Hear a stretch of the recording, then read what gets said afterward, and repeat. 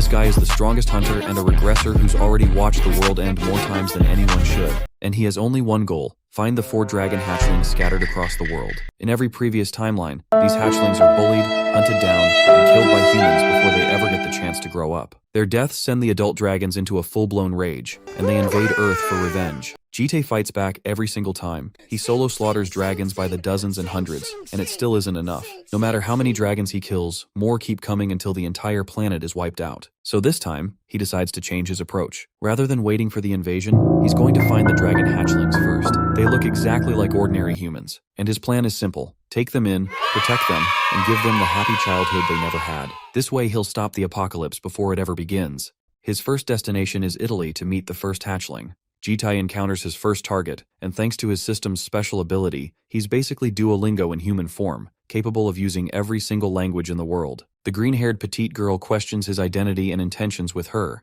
to which he responds saying he's got some business between them. She realizes that this man knows about her. He confirms this fact, and then asks if she knows about him all the same. Without even hesitating, the ominous girl confirms his name as Yu Jite, showcasing that she knows everything. Now, our boy wasn't expecting to get doxxed like that, so he shifts his tone into a serious one and asks where she heard about him. The girl points him to his ID badge. Because of his formal attire as a policeman, it's written out in the open. She quits her joking tone, hilariously revealing that she has absolutely no idea who he is or what his deal is. Be that as it may, there is one thing she knows with absolute confidence, and it's that the absolute unit of a man standing before her eyes is supremely powerful. Considering the scenic view, a man of such power doesn't belong here in this place. Both of her judgments are accurate, so he simply averts his gaze. That leads the girl to wonder about his real intention, if he's some kind of assassin sent here to kill her ass. Jite denies any such possibility, so then she assumes that it must be related to some kind of super-secret kidnapping mission. Our boy basically agrees that this is what it's going to be.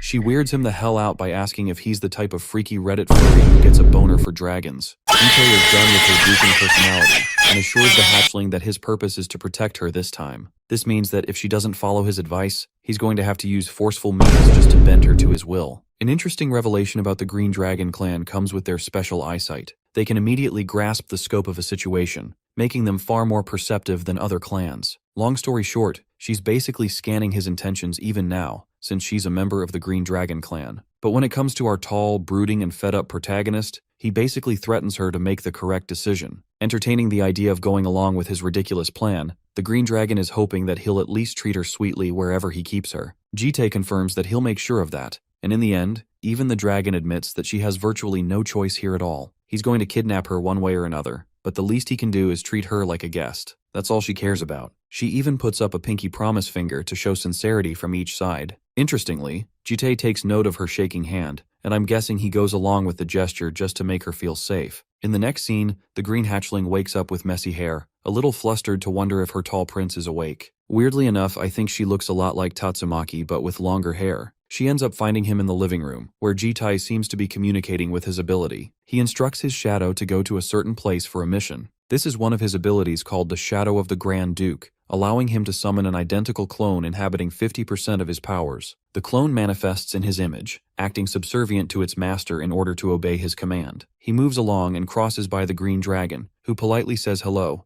reflecting how it's a perfect recreation. The real Jite assures her that she's got nothing to do with his other self, and turns out that this guy is actually the one who does all the police work for him. Bro is basically using shadow clone jutsu to work his 9 to 5. Now that's smart. Anyway, she realizes quickly that this man doesn't go to work at all, but Jite argues that he's technically working because the clone is one of his abilities. The more important factor is him sticking by her side, basically providing her the service of a bodyguard. She buys that explanation and sits next to him, suggesting they have breakfast. Jite is surprised that she mentioned that, while she playfully teases him to eat something because he even skipped dinner last night, and even then he rejects her offer. Bro is following Brian Johnson's protocol to keep those calories low for sure. The Green Dragon pouts, saying how weird it is that the owner of the house doesn't even eat while she gets to do whatever. Jite counters by asking why she bothers eating thrice a day, when dragons can easily live without needing to eat any food. The playful dragon basically tells his depressed ass that life is more than just survival, and eating makes her happy. This is something that surprises him a little, so she gets up immediately afterwards and orders him to come grocery shopping with her. Bro rejects that offer too, but the Green Dragon is insistent, emphasizing that she wants to show him the power of breakfast. Fast forwarding to a shopping mart, we arrive in a busy place of people. Their attention isn't focused on their own shopping, but towards an alluring goddess who looks like a celebrity from afar. Jitae walks with the pretty dragon, realizing that couples are literally fighting each other just because they're walking by. With their shopping finished, Jitae complains that they've brought way too much food. The reason she did this is simple. It's because this man doesn't keep any food in his kitchen. Bro doesn't even have cooking utensils, and she wants to take care of that station from now on. That's why she's dying to serve him some real breakfast for once. A grumpy Jitae demands her to leave everything at home so they can eat outside, and this is something that bugs her. Turns out that they have to go somewhere immediately, a place where she needs to come along. He also thinks it's past breakfast time, and it makes her feel sad because she hadn't shopped in a while. She follows his lead, asking where they need to go, to which Jitae explains that there is some more stuff she needs before she starts living with him properly. He asked her to catch up since they've got a lot to do. In the next scene, a creepy egghead PDF file is gooning over the pretty girl. Jitae reminds this dumbass to focus on his work unless he wants to lose his remaining eyeball as well. Next, they head over to the receptionist to receive their documents. They also grab a bunch of accessories and meddle with the system shortly afterwards. The long day comes to an end with the registration process of her ID card. Yubom is now a member of this city, though she finds it strange to have one at all. Jitae catches on and asks if she's never had one before, to which Bomb explains she didn't even have a bank account in her name. In his head, Bro is questioning how this dragon survived all this time. By the way, she's curious why he chose to give her Bomb as a name. It's actually because Jitae copied it from one of the 4 seasons, one for each different dragon. She likes the name Yubom, expressing how spring is the one season where life flourishes on Earth, so it's a gorgeous name. Despite all that, she finds him terrifying even now. Thanks to her eyes, every fiber of her being is telling her not to fuck with this man because she's gonna find out real bad. At the same time, Bomb believes that he's a good person, though he thinks her assumption is off after only meeting him for one day. The green dragon argues that her intuition is far sharper than the rest of the world. That's why, with radiant confidence, she sweetly asks if it's fine for her to keep watching him a little longer. This marks a tremendous step in Jitae's personal journey of his previous hopeless regressions. He'd never been able to make her smile before. Right now, his eyes felt heavy as he looked up at the sky, pleasantly admitting that things started off great. But somewhere on a wasteland stranded in the African continent, there's a crimson-haired dragon tormenting her opponent. The baldhead has a negative IQ because even in this situation he tries to rage bait her, only to get his face smashed in while she takes great joy in his suffering. She's even disappointed that he died too early, but no matter, because out of 199 battles, this musketeer has won every single one of them, making her wonder who her next opponent is going to be. We get a little backstory on what's going on in Africa. A terrorist organization, Barkada, is being utilized by demonic humans, annihilating 1,400 civilians in the process. One report suggests the findings of an African vigilante, a teenage girl that the media dubs as Night Hunter. She's single-handedly facing Barkada. Jitae reads this and realizes that he has to step in and make a move. Bomb calls from the other kitchen, stating that dinner's ready. Now he probably was expecting some kind of Michelin star top-tier meal, but what he finds is a fuming mess that looks genuinely unappetizing. Bro is so depressed just looking at it, while the pure girl curiously asks of his impressions. She found a dish involving the use of sardines during her visit to the UK. That's why she decided to pair it with rice, knowing Koreans love it. Bro takes a spoonful, and his soul is literally watching this dead fish begging to be put out of its misery. It's not even food at this point, it's a goddamn poison. Jitae switches topics and reveals his intentions of grabbing the red dragon. Bomb pouts in sadness, reflecting that it's gonna be a real mess grabbing her. She's not someone who would easily come along if he just asks. That's actually why this guy is intending on using Bomb to help with the persuasion, though she doesn't think her involvement is going to help much. Both dragons are from different houses, so it's a little awkward. By the way, Bro still hasn't taken a bite of this corpse of a meal. Bomb explains that all dragon houses want different things. While she loves building things personally, the red dragons have a different nature. They're more tending when it comes to war and violence. They love showing off their dominance, which is why using force isn't going to help. To red dragons, their pride and honor means everything, so defeat basically means death. Though Jitae understands this, he also thinks it's dangerous if he doesn't go out and rescue her soon, because hidden in the same wasteland is a powerful warrior coming to get her, and if he doesn't do anything, she's bound to get killed by this person. That's why he wants Bomb to come, so that they don't have to fight and settle things easily. She watches him blankly, which really baffles him. The spring dragon really finds it odd that he's asking her help out in the open, because initially, he gives her the impression that he's the do-it-all workaholic who never asks for anyone else's help. She's so astonished by his request that she agrees right away,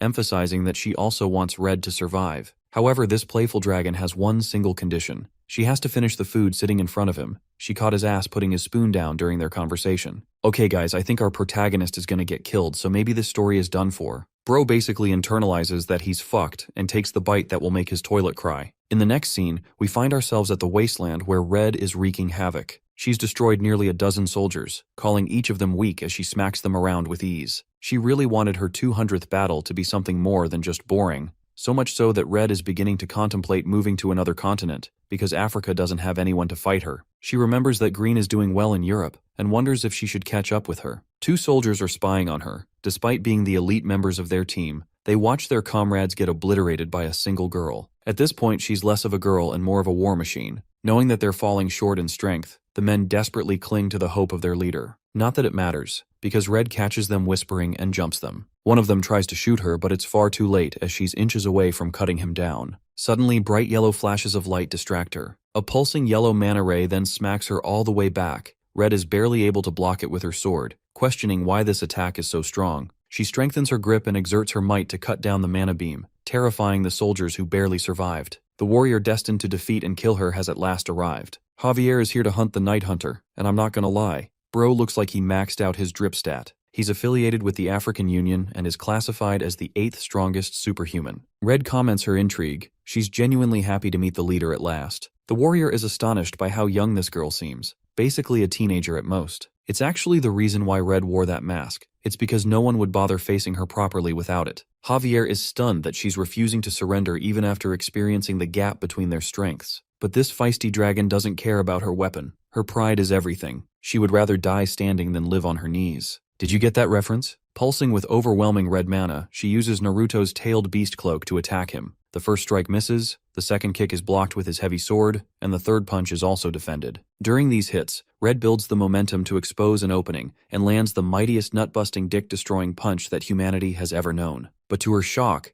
this man's ding-dong is more powerful than Goku because he doesn't even flinch. The definition of having balls of titanium. Now, Javier has noticed that the little girl probably never had the misfortune of fighting someone more powerful than her. That's why she had easy fights, which is why she will die foolishly because of her pride. Javier whips his blade to put an end to her talent, and with a single slash, he nearly takes her head clean off. Meet the most aura-inducing sword of all time, the Sword of Ra. God damn, now that's fucking metal. Wielding its special ability, he readies to finish her off. Even the red dragon knows she's incapable of dodging this attack, which is why she has to defend it head-on. The slash severs the horizon, dealing a heavy blow to his opponent. Red crashes into the wall, somehow surviving the impact. Javier observed how she managed to energize her arms in that exact moment to survive the lethal blow. This means he needs to up his output to properly defeat her. When the dust settles, Red is nowhere to be found. He thinks she ran away, when in reality, Green has come to save her. Even then, she couldn't help herself from blabbing in shock, questioning what she's doing here. Bomb assures her that she's here to help Red, and using her healing powers, she cures her injuries. Red didn't know she would pop up out of nowhere like that, while Bomb explains that she was told by someone about her situation.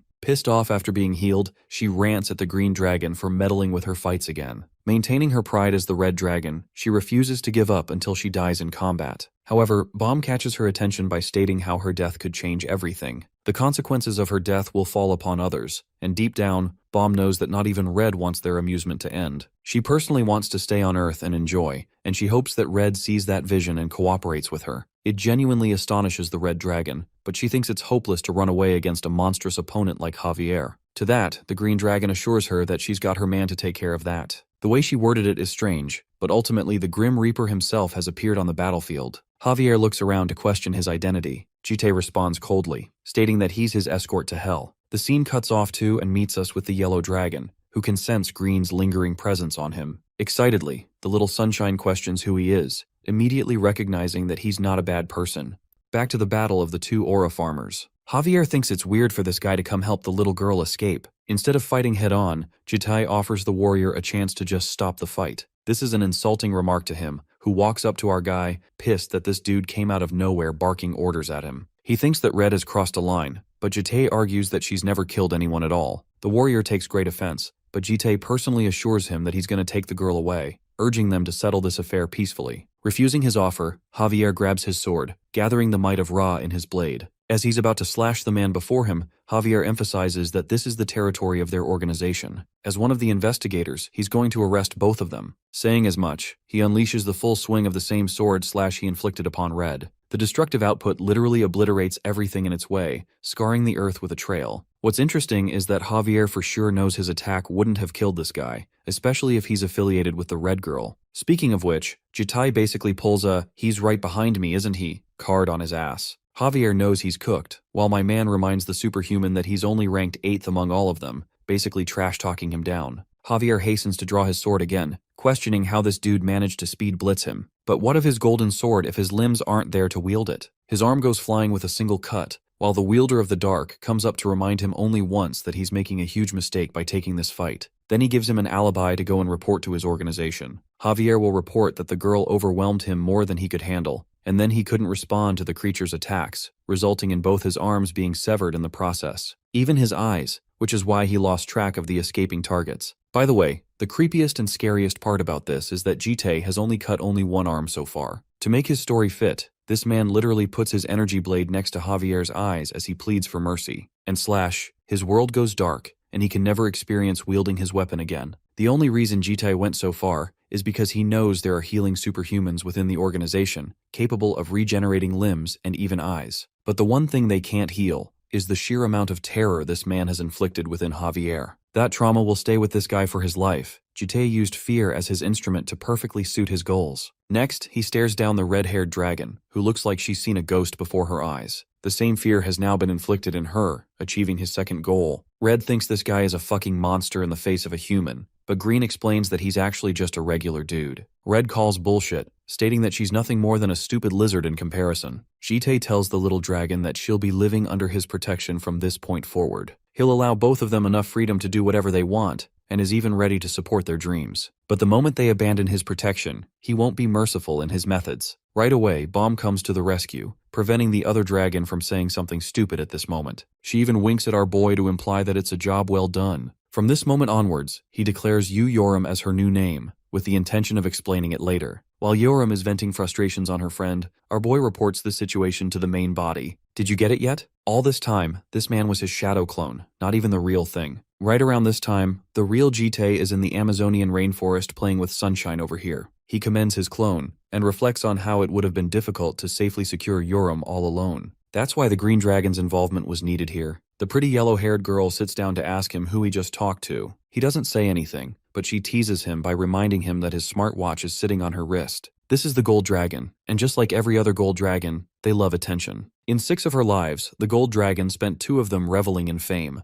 However, the one dragon who grew the most popularity simultaneously caused the most destruction among them. Even though she wanted the love of thousands, it came at a cost. Think of it like a pretty rose that came with its sharp thorns. It's also the reason she's currently stranded in the middle of nowhere to avoid attention. Anyway, while she's openly expressing herself about how cool the smartwatch is, he genuinely asks her what she's doing here at all. The question stuns her, but GT explains that the Gold Dragon is supposed to revel among humans. Instead, she's out here with monsters all by herself. His observation shocks her, but apparently the Green Dragon told her all about this one's information. Hearing her name, she dances around, flocking and confirming her assumption that he knows Green. Keeping it straight, Jite bluntly asks if she's truly afraid of humans now. His words shake her to her core. The pretty angel admits that she isn't scared of them, having shared a space around them before. Instead, she's terrified. The creeps among them looked at her with predatory eyes, even following her around. Deep down, she's just a baby who's afraid of those things, so she isolated herself. Changing topics, Jite asks if she likes bread. She reminds him that she's a dragon, so she doesn't really need to eat. Snapping his fingers, he activates his subdimension with so much space inside that it can devour a city whole. The many limbs of his dimension personally come to deliver a bag full of treats. It kind of reminds me of Mojito's domain expansion.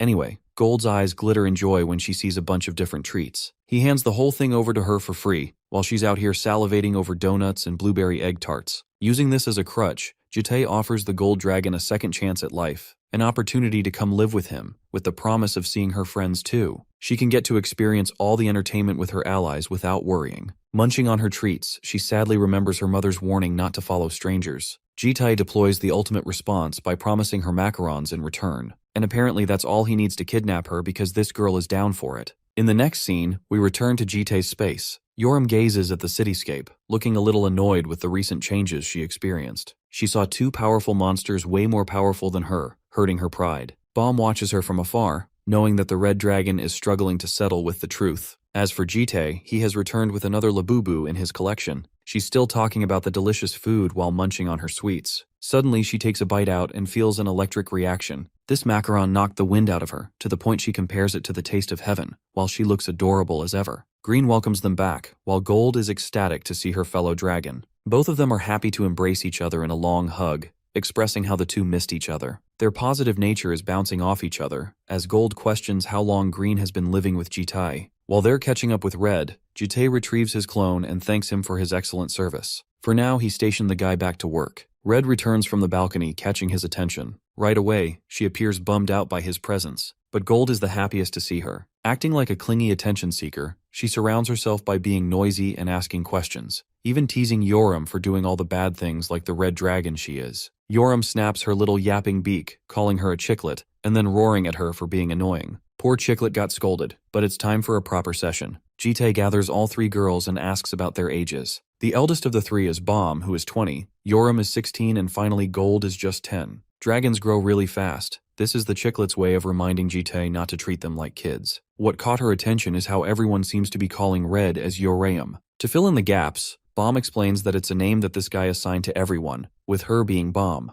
Even though the dragons haven't had their ritualistic ceremonies yet, they already possess names because of Jitai. Following the trend of seasons, Gold realizes that she's Gyul, sharply catching on to Jitai's words. Finally, the necklace around her neck will be Gyul, signifying winter. This egg is from a blue dragon, a polymorph that is meant to be born soon, which is why they need to be careful. The dragons are seriously impressed with this human's knowledge of their species, but he doesn't feed them any crumbs and doesn't explain his backstory. Instead, he emphasizes the only thing they need to care about. He gives them total freedom to enjoy their entertainment here, but they're not allowed to leave or make rash decisions. Basically, he's going to be policing them while they're having fun, so they'll be under constant supervision. Ticked off, Yoram hilariously calls this dude a communist, something that neither of her friends seem to agree with. Bomb steps up as the eldest, agreeing to the term, as long as they can have some fun around each other. She even offers her friends a chance to go outside, because they're going to need some real documentation for them and supplies. The little chicklet is beaming with happiness while Yoram teases that they don't even have money. To that, Jitai throws his wallet to Bomb, allowing her to spend and have fun. Being responsible, Bomb asks how much they can spend from his reserves. The cool guy turns around and offers them to spend as much as they like. Anyway, the three troublesome dragons go on a shopping spree,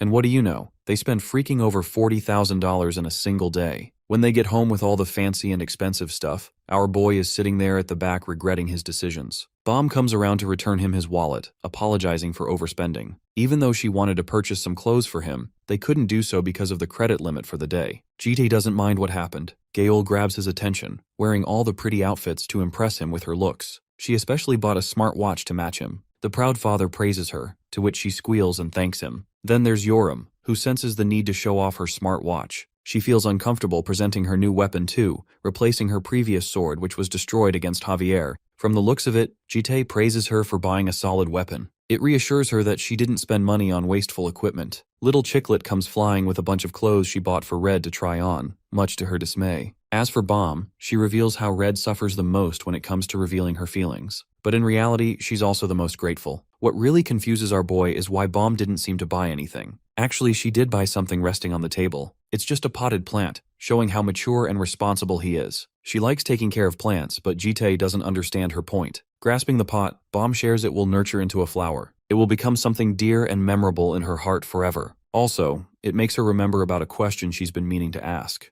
Clearly, their entertainment isn't just basic food and survival. Bomb requests Jitai to offer them a better experience of entertainment as long as they're under his supervision. Much to her astonishment, he agrees and whips out an entrance application to Lair Academy, suggesting that they go to school. When the girls return home, Red is annoyed because of the draining interview process. Strangely, they don't find their guardian at home. Suddenly, Gold reveals an uncomforting realization. She's crying like a baby, fearing that she's going to fail while the other two pass. Yoram is frustrated with her crybaby attitude, and thinks this chicklet is better quiet with bread around. She calls herself a pig, while Jitai pops up from behind like a ghost. She immediately jumps to hug him, fearing that they'll fail her after the interview. However, he assures them neither of them will fail. As for where he went, it turns out Jitai was out to get something. He even tells Gyul that it's something she really likes, so the thought of macarons is already destroying her. But here's the twist. It's something way beyond those things too. We enter into a past sequence playing in Jitai's head. He saw how the gold dragon ended up becoming a world-famous pop star. During one of her interviews, she praised the talk show for bringing her yummy food and cooking her favorite dishes. The host asked what she liked eating the most. After giving it some thought, she whips an answer. That answer is revealed to us in the form of fried chicken. All three girls are salivating, but the chicklet is practically dying among them. Yoram is suspicious that she's never had it before. Anyway, our boy distances himself after hearing a buzz on his watch. Bom is a little sad that he's not going to eat alongside them, to which Jitae explains that he's fine on his own. She uses her charm and insists that he eats alongside them, but this guy left anyway by then. We discover Jitae receiving a call from Lair Academy. They have come to contact him regarding an issue that occurred during the interview process. Surprisingly, not even Bom told him about this. What stuns the admission committee is that Bom landed a perfect score in the interview process. She was so excellent in her approach that the rest of the interviewers were stunned. It's also the reason they wanted to offer a chance to be the candidate leading the entrance ceremony, an offer reserved for only her. In fact, the interviewers directly offered her this opportunity, with one small problem. The green-haired girl refused them dead on. Hence the call, they wanted to contact Jitae to try and convince her to take this marvelous opportunity. However, acting as her guardian, this man refuses to bend her to his will. He's just fine abiding by her wishes, and on that note, hangs up the call. Yoram enters the balcony to find him, knowing that the call was about Green. Jitae urges her to refer to her as Bom, even though Yoram finds it a silly and cringe-ass name. She even mocks him, but Jitae doesn't bite the bullet and directly asks her what's up. This leads to a contemplative gaze from Red, who is curious to ask why he's sending them off to the academy. Jitae reveals that it's a good way to help them achieve their goals. But Yoram doesn't really care about school. She only cares about fighting strong people and wonders if there are some at the academy. Our boy confirms that the elites in the world should be joining that academy, and even if they're kids, she's a kid all the same. Pissed off, she faces him, taunting him for a proper fight. The Red Dragon already knows that he's a monster, but she's dying to know just how powerful he really is. The only way to make her follow him is if he can truly make her respect his overwhelming strength. After thinking for a minute, Jitae rejects this offer and tells her to go back and eat, a response that pisses her off. She calls him boring and throws him the middle finger, acting like a rebellious child. Instead, the little chicklet comes around offering a bite of the yummy chicken to calm her flaming anger. Despite Yoram's refusal, she shoves it in her mouth anyway, instantly making her realize just how amazing it tastes.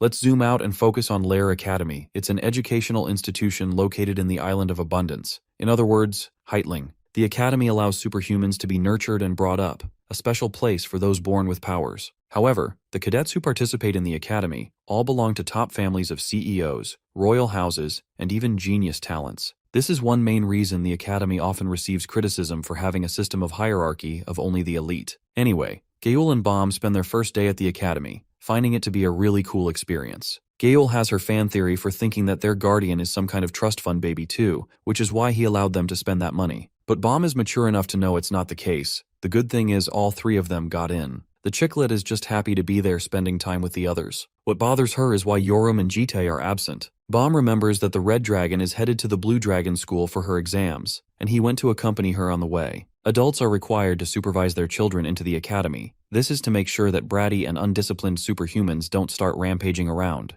And when it comes to the Red Dragon, she's a ticking bomb who can act out like a menace. Bom also explains that Urium's test is necessary for her to earn the right to duel other cadets. This fills Gaul up with excitement. She's dying to watch her match, but unfortunately Jitae already declined this idea, much to the little girl's disappointment. Bom reveals that it's going to be strange if they went together as people are already eyeing them down. We arrive at the Blue Dragon School's dueling pavilion. Here, cadets are facing each other in 4 different arenas in each respective match. Our guy is looking max level dripped out while watching calmly from the stands. The examiner urges the supervisors to remain calm as they're giving the other cadets needless anxiety. This person formally introduces himself as the head professor of the Blue Dragon School, Yuan. Each of them are impressed with his dignified looks and polite demeanor, and everyone remembers him as a decorated war hero. But Jitae seems quiet, hinting that there's something hidden in plain sight about this guy. He hears the announcement for Yoram's matchup, who goes up inside the arena hoping for this thing to be worth her time. Facing her is a blonde young lady with a fierce glare. The Red Dragon is planning to break out of her home if the duel doesn't entertain her. Before the fight, a bunch of other cadets from the audience are placing bets on each side. Some of them are enthralled by their looks, but when it comes to fighting ability, everyone thinks Sofia Vorkova will win. She's had enough experience in Ril after all. It's a special task force of Russia that played a huge role in the Great War. Am I seeing things, or did Truck-kun also isekai ghost from Call of Duty in this world? Anyway, the task force is known for its brutal training methods, beyond torturous for each of its members. Sophia's supervisor is her father, who reminds her of everyone's expectations. He wants her to win badly, but this girl just finds the whole thing embarrassing. Taunting her, our tomboy over here calls her a papa's boy, intentionally trying to rage bait her ass into quitting. But this big talk doesn't seem to faze the woman before her. Sophia instills a frightening glare and threatens to kill her, the kind of reaction that this feisty dragon wants in the first place. The spectators are starting to think both of these girls are straight-up psychos, while our boy oversees calmly. The fighters get into position, with Sophia tending to her fists and Yoram to her blade.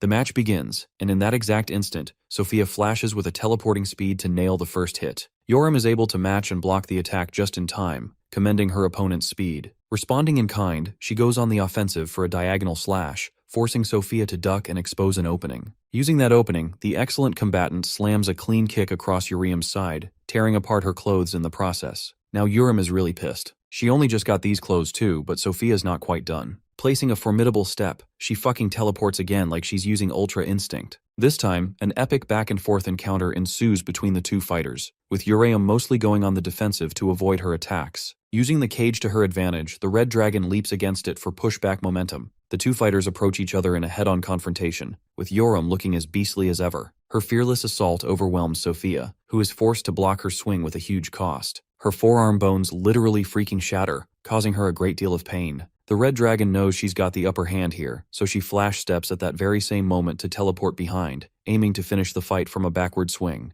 Yoram reminds her prey that she was only toying with her so far, and saying so, she slams such a heavy fist that it knocks her straight towards the cage. Sophia coughs out blood, nearly blacking out from the impact. The match is over with Red towering over her opponent with her sword. Adopting the trash talk of a typical Valorant lobby, Yorium basically pulls a GG easy move on her. She goes away thinking very little of the so-called elites in the academy, believing they're just a bunch of losers. The spectators are frightened, seeing how badly Sophia got fucked up right before their damn eyes. As for her opponent, Yoram didn't even suffer a scratch. She just played with her food all this time. Some of them think Sophia's weak. Others believe the redhead is too strong. Some are even starting to believe Sophia's just a Nepo baby who probably isn't even a real member. The crowd's reaction is starting to bother her. Luckily, the nurse has healed her immediate injuries, but Sophia's arms are going to need some work because they're a mess. Frustrated, the girl clutches her fist, stating that she's just fine. Her father knows what he has to do, and tells her that she did her best. It's not the outcome they expected, but she could never beat her opponent in her state. He reminds her that he's not even disappointed, but this crazy girl only seems to be eyeing down his knife. While he's yapping on and on about a motivational speech, the nurse informs him that his daughter is headed in the opposite direction. Sophia psychotically thinks the match isn't over even after her announced defeat, and this time she imbues the weapon with some of her mana. Yoram is about to leave when she calls her out, before blitzing full speed and stabbing her right in the back. Watching this shitty move, GT appears unfazed.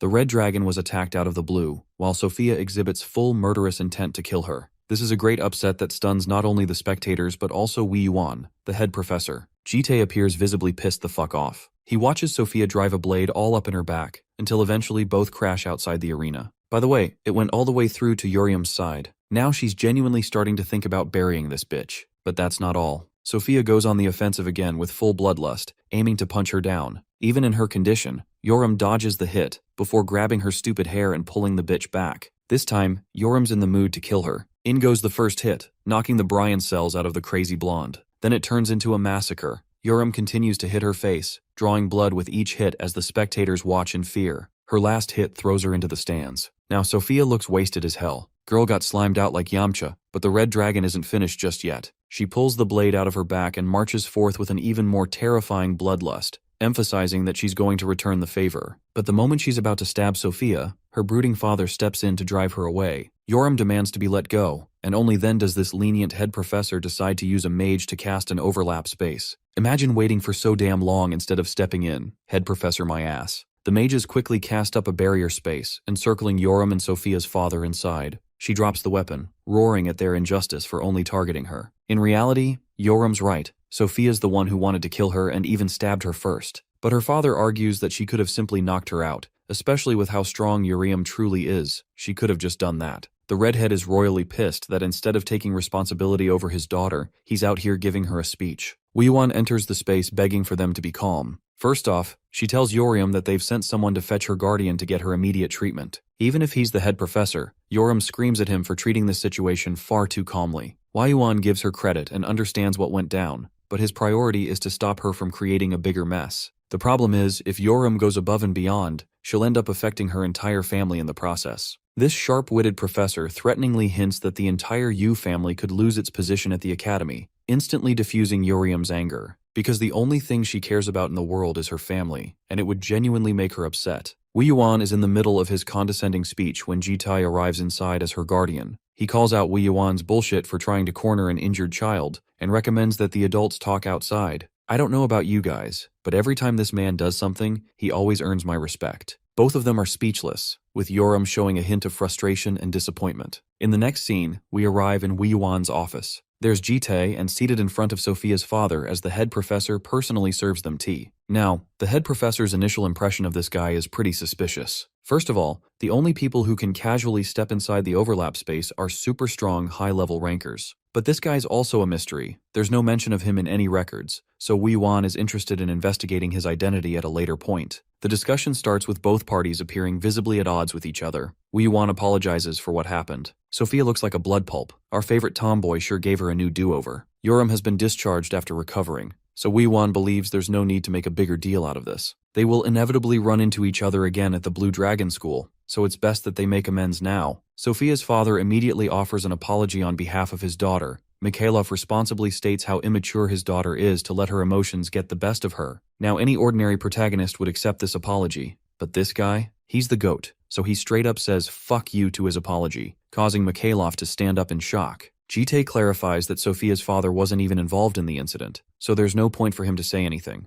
But Mikhailov urges them to negotiate, to let this situation slide, to take things easy, even boasting his status as a member of an elite force. Jitae calmly fires back, emphasizing that they're not in the same position at all, and now he's starting to wonder if this is how these battle-hardened boneheads apologize to others. Mikhailov screams at him for implying that he should bring Sophia for an apology. Any ordinary guy would take pity, but this man says a straight-up yes, not giving a flying fuck about her injuries. Wei Yuan realizes that the situation is still getting out of control, but Jitae shares that he's here for a different reason. He's curious why Mikhailov refused to step in to stop his daughter the moment he watched her run up to Yoriam with a knife. The Russian counters that it was just too sudden, but Jitae calls it a bullshit excuse. He wonders if Sophia's father is embarrassed for his lack of responsibility, when he clearly could have intervened to stop everything. Mikhailov chucks the diplomatic route out the window and grabs Jitae's collar, threatening Jitae not to make an enemy out of Ril as a whole. This big guy has the gall to call Jitae a member of a nameless family, not knowing that a blade is sitting next to his neck. The musclehead realizes he's been outplayed, and he didn't even comprehend how this guy speed blitzed to catch his knife just now. Jitae casually points out how loose this guy's knife sheath is, which is how a literal child was able to grab it without him noticing. But more than his words, Mikhailov can't fathom how this guy managed to steal his blade. Offering one simple reminder, a warning to remember, a real threat,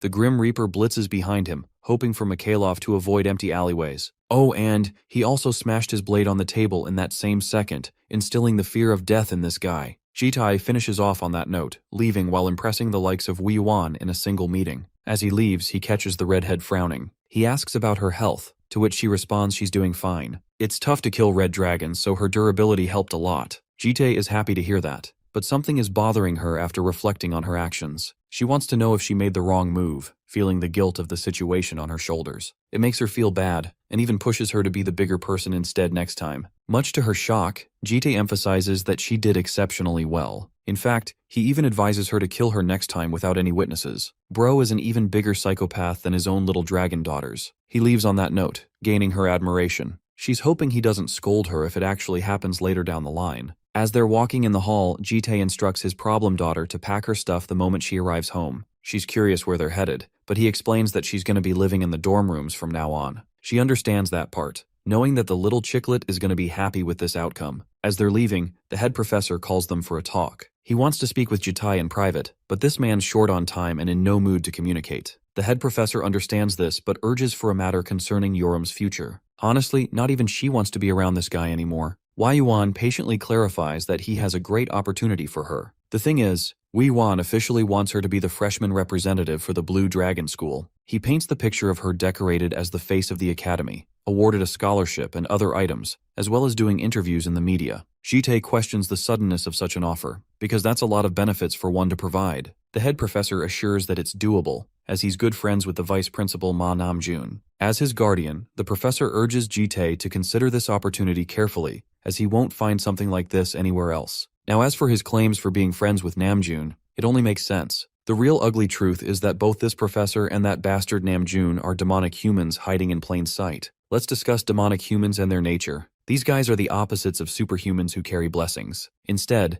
they get their strength from the void, causing them to indulge in blind rage and mindless killing intent towards other humans. They also make use of other sins like lust, and it's because of demonic humans alone that the world experienced a great tragedy. Jite happens to be part of that tragedy, because on his first 2 regression cycles, he lost something precious to them. This is the reason Jitai personally harbors so much hatred against this fucker that he wouldn't mind spilling his blood. It's his sheer self-control to endure standing around him for as long as he has, because deep down, he hopes to crush Wei Yuan's resolve before killing him. Back to the primary discussion, the guardian asks his child for her opinion of the offer. The professor understands this and lets the child decide everything. Again, he promises Yoram proper benefits, assuring a new look for the school. He wants her to represent that change at the end of the year event. Wei Yuan is out here doing his best to make this girl simp and bend the knee, but the redhead straight up declines. Bro is seriously baffled because this is like rejecting an offer from Harvard. Yoram confirms that she doesn't care about the offer and insists they go home to pack her stuff. Baffled, Wei Yuan inquires why she even bothered coming for the interview process. The redhead shares that at first she was in her bed,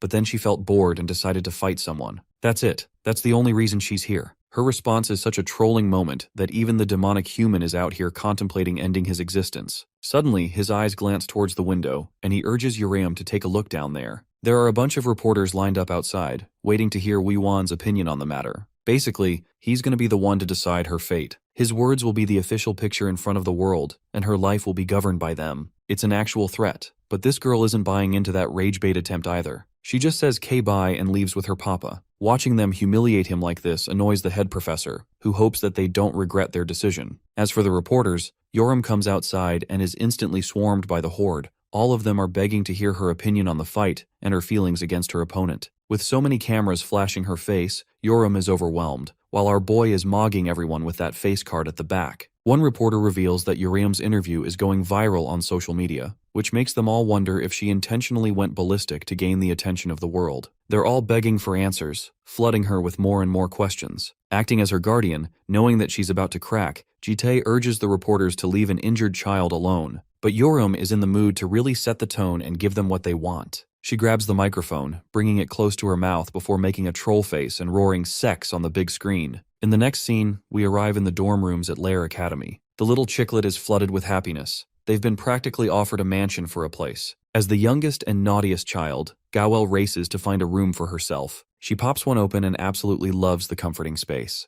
This room alone looks like a rich Airbnb apartment. Gayul dances around all over the place, loving the new setting and marking it as her territory. But her big sister comes up quickly and argues that she's going to steal this room instead. The little chicklet is frustrated because she found it first, and this isn't even the biggest room. Ultimately, Gayul gives up and offers her big sister the living space, much to her disappointment. As for the final and eldest dragon, she's busy nurturing the blue egg that has yet to hatch. She even welcomes the little one as a baby, while Jite questions her intentions of spraying water. Bomb explains that it's because blue dragons adore water, and near the hatching stage, the polymorph becomes a proper egg. Aside from that, Bomb points out how the Academy is flooded with Yoram's viral moment. Her interview is live on YouTube, and well, the commenters are eating it up. Jite plays the recording where she says the naughty word, forcing Bomb to cover the little one's ears. Meanwhile, Yoram has no idea why it's such a big deal. It's a natural process after all. The little chicklet, on the other hand, has no idea what it even is. Her big sister is curious if Gayul really wants to know. This is her chance to educate the little one about the birds and the bees for once. At that point, the gold dragon realizes what's about to happen. Flustered, she refuses the explanation, believing there's no need for her to know so much. But this trolling red dragon messes with her head even more. She's happy to talk about all the details of the process,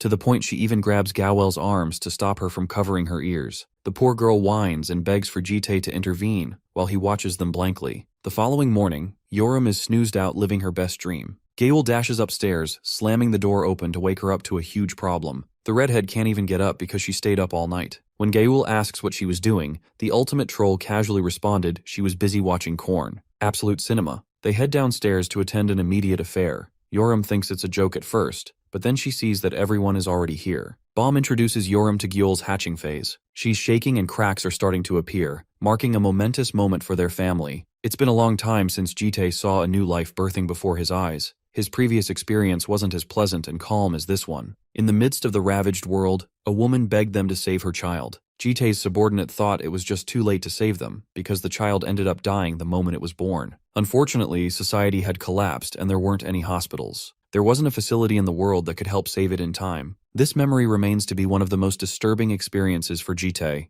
and at some point, he thought he would never relive them again, making him question why now. Yoram is the first to notice a tiny blue limb emerge from the egg. The little dragon pops out looking like the cutest marshmallow in the entire world. Bom congratulates Gyul on her hatching and cleans her up shortly after. Jitae notices her calm reaction handling the youngling, so he asks where she got the experience. Turns out their mother used to do the same, and she offers him to hold the baby too, only for our guy to refuse. Gyul, on the other hand, is dying to hold the little one, so Bom hands it over, urging her to treat the little one with care. Gold and Blue embrace each other warmly, enjoying each second. Using this as an opportunity to get back at Yoram, Gyul states that the red dragon secretly wants to hold her too. She tosses the little one straight into her arms, forcing Yoram to lock in and catch the baby. In Yoram's arms, the little one melts into sleep, looking straight up adorable. Even the troll admits that the baby's cute, and urges their guardian to give it a shot, or else the baby will be sad. The redhead tomboy rage baits this man by calling him a wannabe nonchalant guy. So to force him to catch it, she has the ridiculous freaking plan of throwing the damn baby. Even Gyul is worried that this psycho idiot might throw a newborn. Here, Yoram exposes her mission, one that she decided upon the moment she stepped into her new house. That mission is to do her absolute best to make this guy break his composure and panic. And because of that stupid plan, she tries to throw Gyul. But before she can even look at him, Bro pops up behind her and grabs the baby. And he did all of that without even breaking composure? Dude is nonchalant pro max. Bom thinks this is a good opportunity for Jitae to pet the baby dragon now that he's already got her. Following her words, he places his fingers on top of the baby's head, questioning if he's doing it right. Just 2 light fingers tapping its head. The moment is so rare that Gyul snaps a photo through her smartwatch,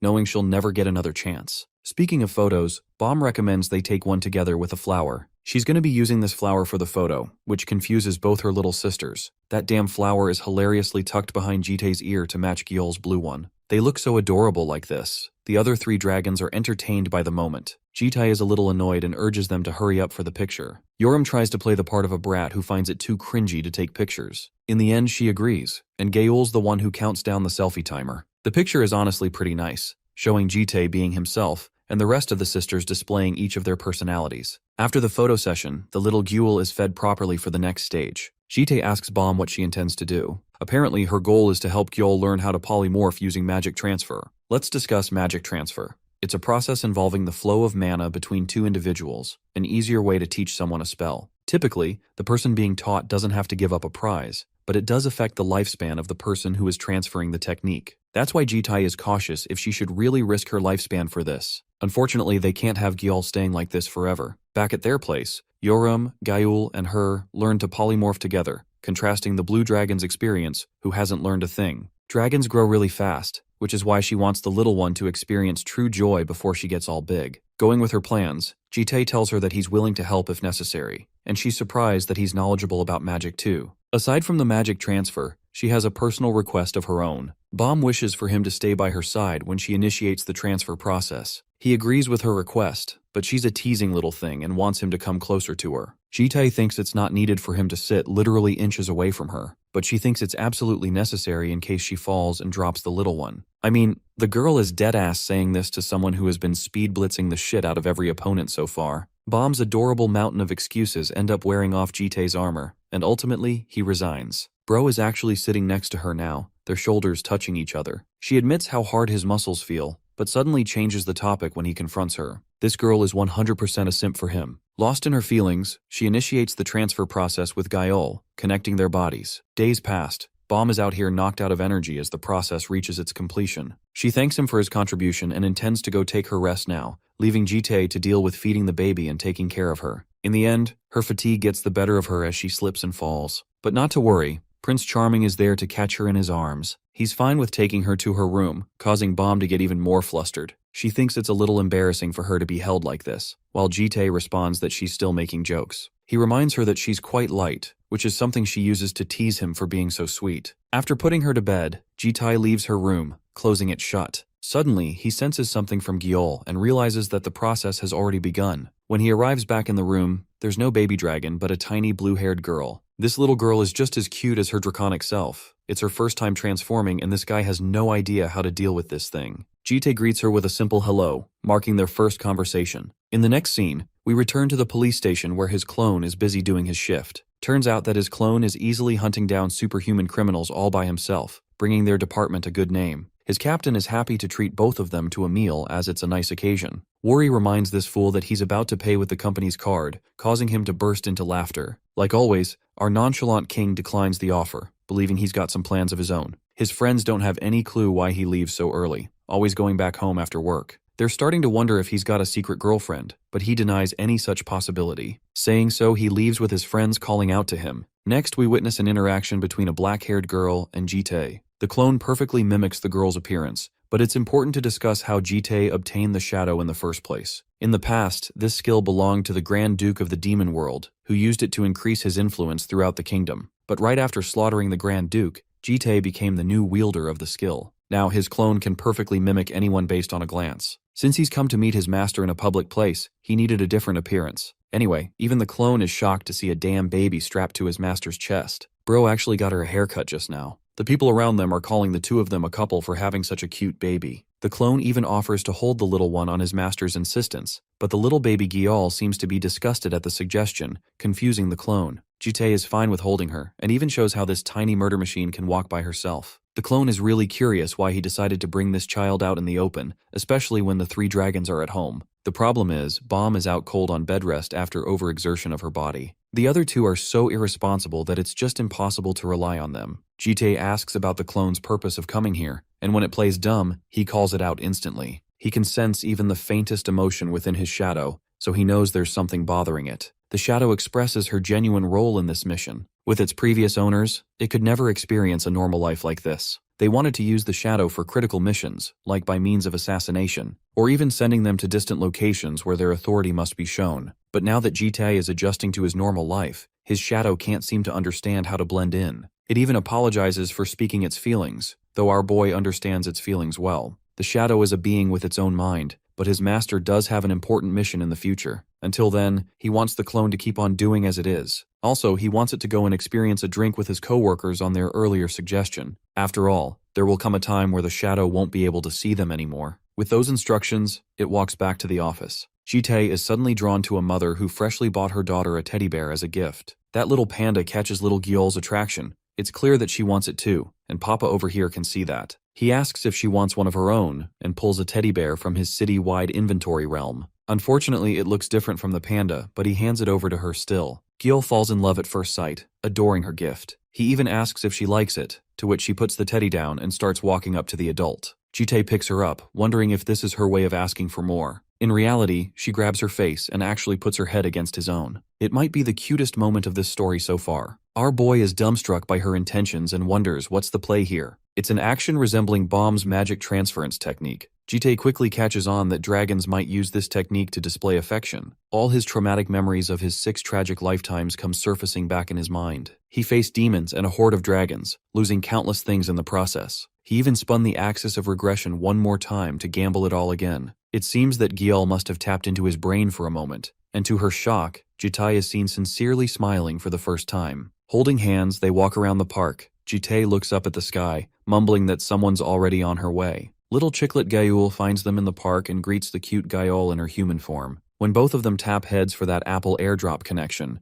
Gyal learns how happy the little one feels after receiving a gift from Jite. Apparently dragons can read each other's minds quite well, relaying their thoughts to each other the moment they touch their skin. Desiring the feeling of skin is a way of showing affection for them, which is why the cute marshmallow did that to Jite. It's something he never learned before. Suddenly he notices something behind her. Gyal realizes he's talking about her case and whips out her fancy new acoustic guitar. This is her way of showing her feelings without having to touch skin to skin with others. She even feels like a fancy musician, perfectly fitting her personality. The gold dragon wants to do her best, but this same guitar brings Jite some really sad memories. He once found her with the guitar shattered, and her reduced to a life of self-sabotage and total abuse. She looked miserable back then, so he fears what's going to happen next. This time, Jite reminds her not to get too obsessive. The gold dragon is annoyed, but he thinks it's best for her to keep things in moderation, despite her feelings. Jite then asks about Bomb to check on her condition, and learns that she's still knocked out asleep because of the fever. That part can't be helped much because of the transference procedure. As for Yoram, he asks about her too, and learns that this maniac is busy being a loser at home watching dramas all by herself. It's actually fascinating that she's found an interest beyond mindless fighting for once. It's a good development in our boy's eyes at least. They end up arriving back home. Almost instantly he senses a sinister presence. The gold dragon is going to check up on Bomb, but he stops her, pulling her back before bluntly ordering Geul to secure her little sister in her room. And until he says so, he doesn't want her to come out. He doesn't even explain why, adopting a terrifying tone. The gold dragon agrees and takes the blue one away. Now that he's alone, he opens up Bomb's door. Here, he finds 4 different entities lingering around her. These people are fiercely pissed that Bomb has been reduced to such a condition. Their first assumption is to meet Jite with anger, questioning if he's the one responsible. Let's understand what these creatures are. Dragons have servants of their own, allowing them to control a handful of monsters and humans through their magic. They would then turn these servants into loyal knights and slaves to protect their home. Even among such guardians, there are elite bodyguards who have been serving the hatchlings. From the looks of things, Jitai realizes that they used sleep magic on her. The guardian roars at him, demanding an answer. Jitai doesn't give a damn and believes they should at least introduce themselves first, basically treating them like a joke. The guardian decides to demonstrate the lowly human their terror, believing that only the strong should be the ones to ask questions, using a move called Dark Clarity to cage Jitai in one move. From a glance, he can tell that they used a solid high-level protection barrier already. The guardian offers a final warning, questioning what the human has done to the green dragon, demanding an answer. Jite calmly replies with the news of the blue dragon's hatching, and because of that, she spent her own energy in the magic transfer process. Satisfied, the guardian then asks about the human's identity. Jite sarcastically calls himself a guardian, which is an ironic joke in front of the real guardians. They wonder if he's even capable of protecting them, to which Jite confirms. His only question is why and how they got here so quickly. To his knowledge, these guys should be entrapped in a dimension. Sensing that he's far too dangerous for a human, they pick up their weapons to face him in battle, introducing themselves as the Guardians and the keepers of the history of a causality. They know that he's taking care of the children instead, but from their perspective, Jite must be purged because he's bound to create trouble in the future. Our boy offers them an opportunity to talk it out, but they're already jumping his ass from every direction. The Guardian strikes at our boy, but he swiftly manages to dodge. The Guardian cannot believe that a mere human was able to block his Sword of Stallion that easily. Then Jite attacks him, and the Guardian gets taken down with just one strike, which is shameful for him. The other Guardian assures that he will end this human, but the one who took the blow tries to warn him that the human is far stronger than they anticipated, and no matter what they try, they will end up losing against him. After a while, our boy defeats all the Guardians. The main Guardian realizes that he had felt something off about this human, someone who was watching over them while staying with the young dragons, and he should have known it when he started having doubts. Soon enough, he realizes that this man is a transcendent being who cannot be messed with. Our boy stands over the Guardian, reminding him that they should have just talked. Then he asks how they all survived if there was a problem with the dimension. The Guardian reveals that it was because of a twist in the dimension, and their lord opened the dimension that connected the nest to this world. Unbeknownst to them, the dimension twisted, and they were flung out of the dimensional boundary. He further explains that he doesn't know much about it, but their lord once mentioned something called the Horizon of Providence. What he does know is that the twist in the dimension occurs because of the power derived from the Horizon of Providence, and other dimensions started twisting around it. This sounds strange to our guy because in the previous regressions there were no such explanations, and he had never heard these concepts before. But now that he thinks about it, this run is noticeably different from the previous ones. This is also the first time the Green Dragon Guardians have shown up looking for him. He then asks what the Horizon of Providence has to do with them managing to get here, wondering if that concept helped them. They answer that the will beyond that concept guided them in a certain direction,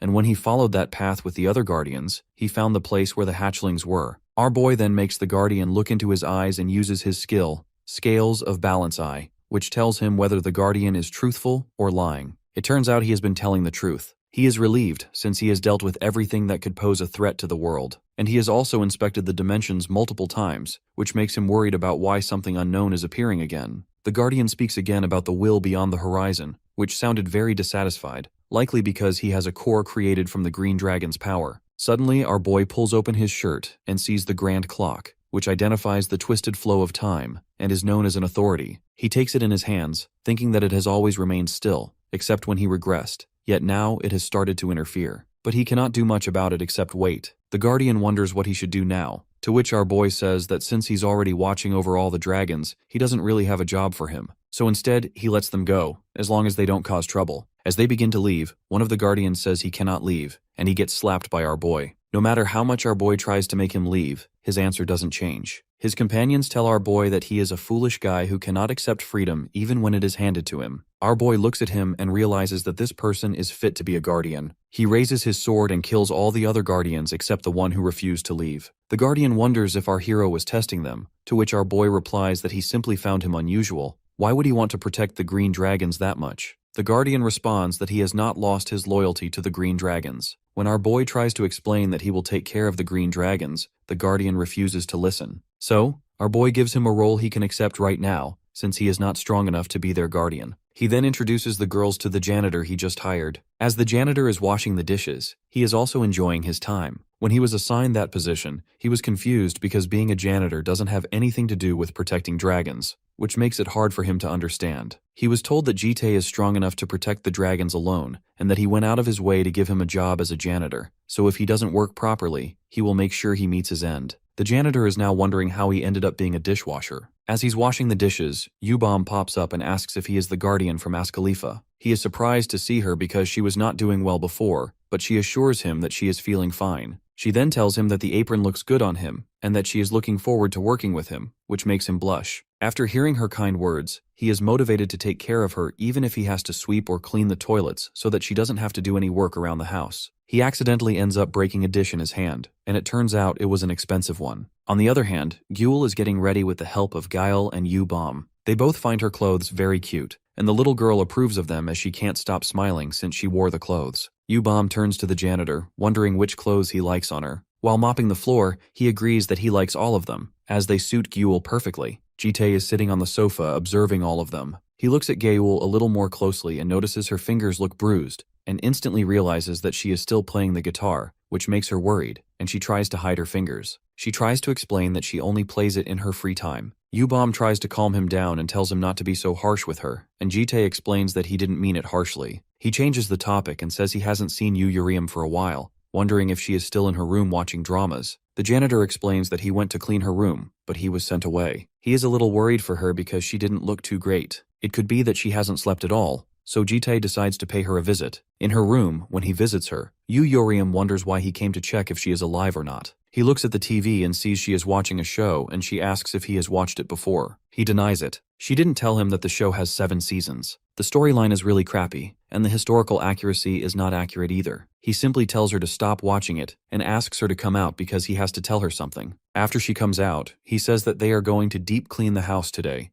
making the 3 ladies wonder why he made this decision so suddenly. He explains that even if they're not humans, they still have to live like humans while they are on Earth, pointing especially at Uriam and Gael as they are the messiest. Hearing that, Gael yells at him, wondering why he entered her room without permission, as her mother told her that dragons cannot enter another dragon's lair without permission. He mocks her by saying that her mother should have also taught her how to clean her room, and she becomes annoyed. He then tells them not to worry about the living room and kitchen, and that they should only clean their own rooms for now. Yoram gets mad because they have a janitor for a reason, so why should they clean up? While saying this, she picks out a booger. Gael is grossed out by her, and Yoram sticks her booger on her and walks out, saying Gael should clean her room if she hates dirty stuff like that. Before she walks out, she tells the janitor to clean her room and that she's going to the gym, and when she comes back, she will be inspecting it. Yubom gets up to get groceries for dinner since she already cleaned her room yesterday. Jite is worried thinking about the dinner that Yubom will make. She asks him if there is a specific dish he wants, but he simply tells her to have a safe trip to the grocery store. Meanwhile, the janitor walks into Yoram's room,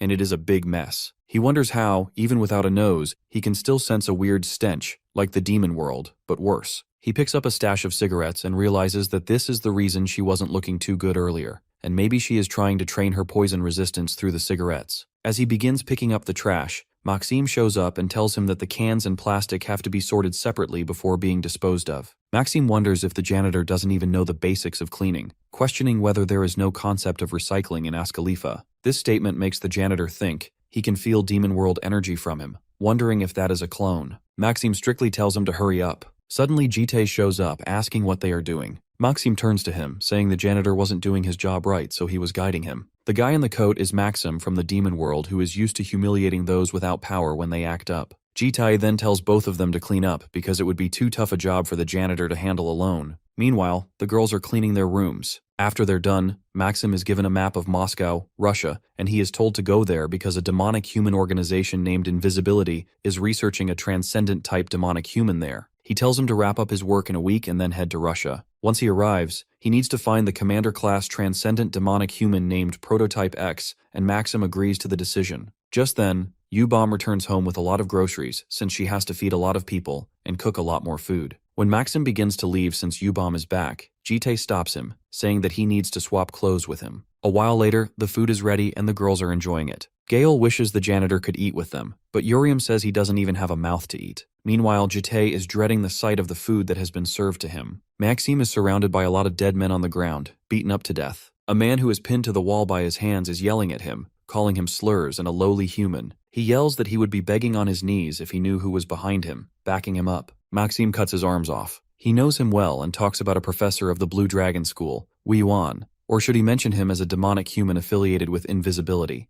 He asks him if he is plotting something and, if so, what his plan is. He also tells him that his lies won't work on him, so he needs to speak the truth right away, as he uses his skill called Scales of Balance Eye. The man begins to speak, saying that he doesn't know much detail, but in 3 months, if he succeeds, he can also be chosen. Maxim doesn't understand and wonders if he is talking about seats. The seats are what they call the 4 chosen demonic humans of the organization, Invisibility. Usually, demonic humans work in decentralized structures, but those who rise to the seats can have their own legions. They end up gaining power equal to those of the disaster level, which is the highest rank among demonic humans. Maxim finds it strange, since Wei Yuan never wanted to be in the seats in any of the previous runs, and he shouldn't have any strength to plan anything during this time. He then spots a grand clock, which reads the malice sent from beyond the horizon of providence, and searches for a being who has deviated from the world timeline, and its target is the demonic human Wei Yuan. Because someone from outside the world timeline, who harbors discontent toward regression, has interfered,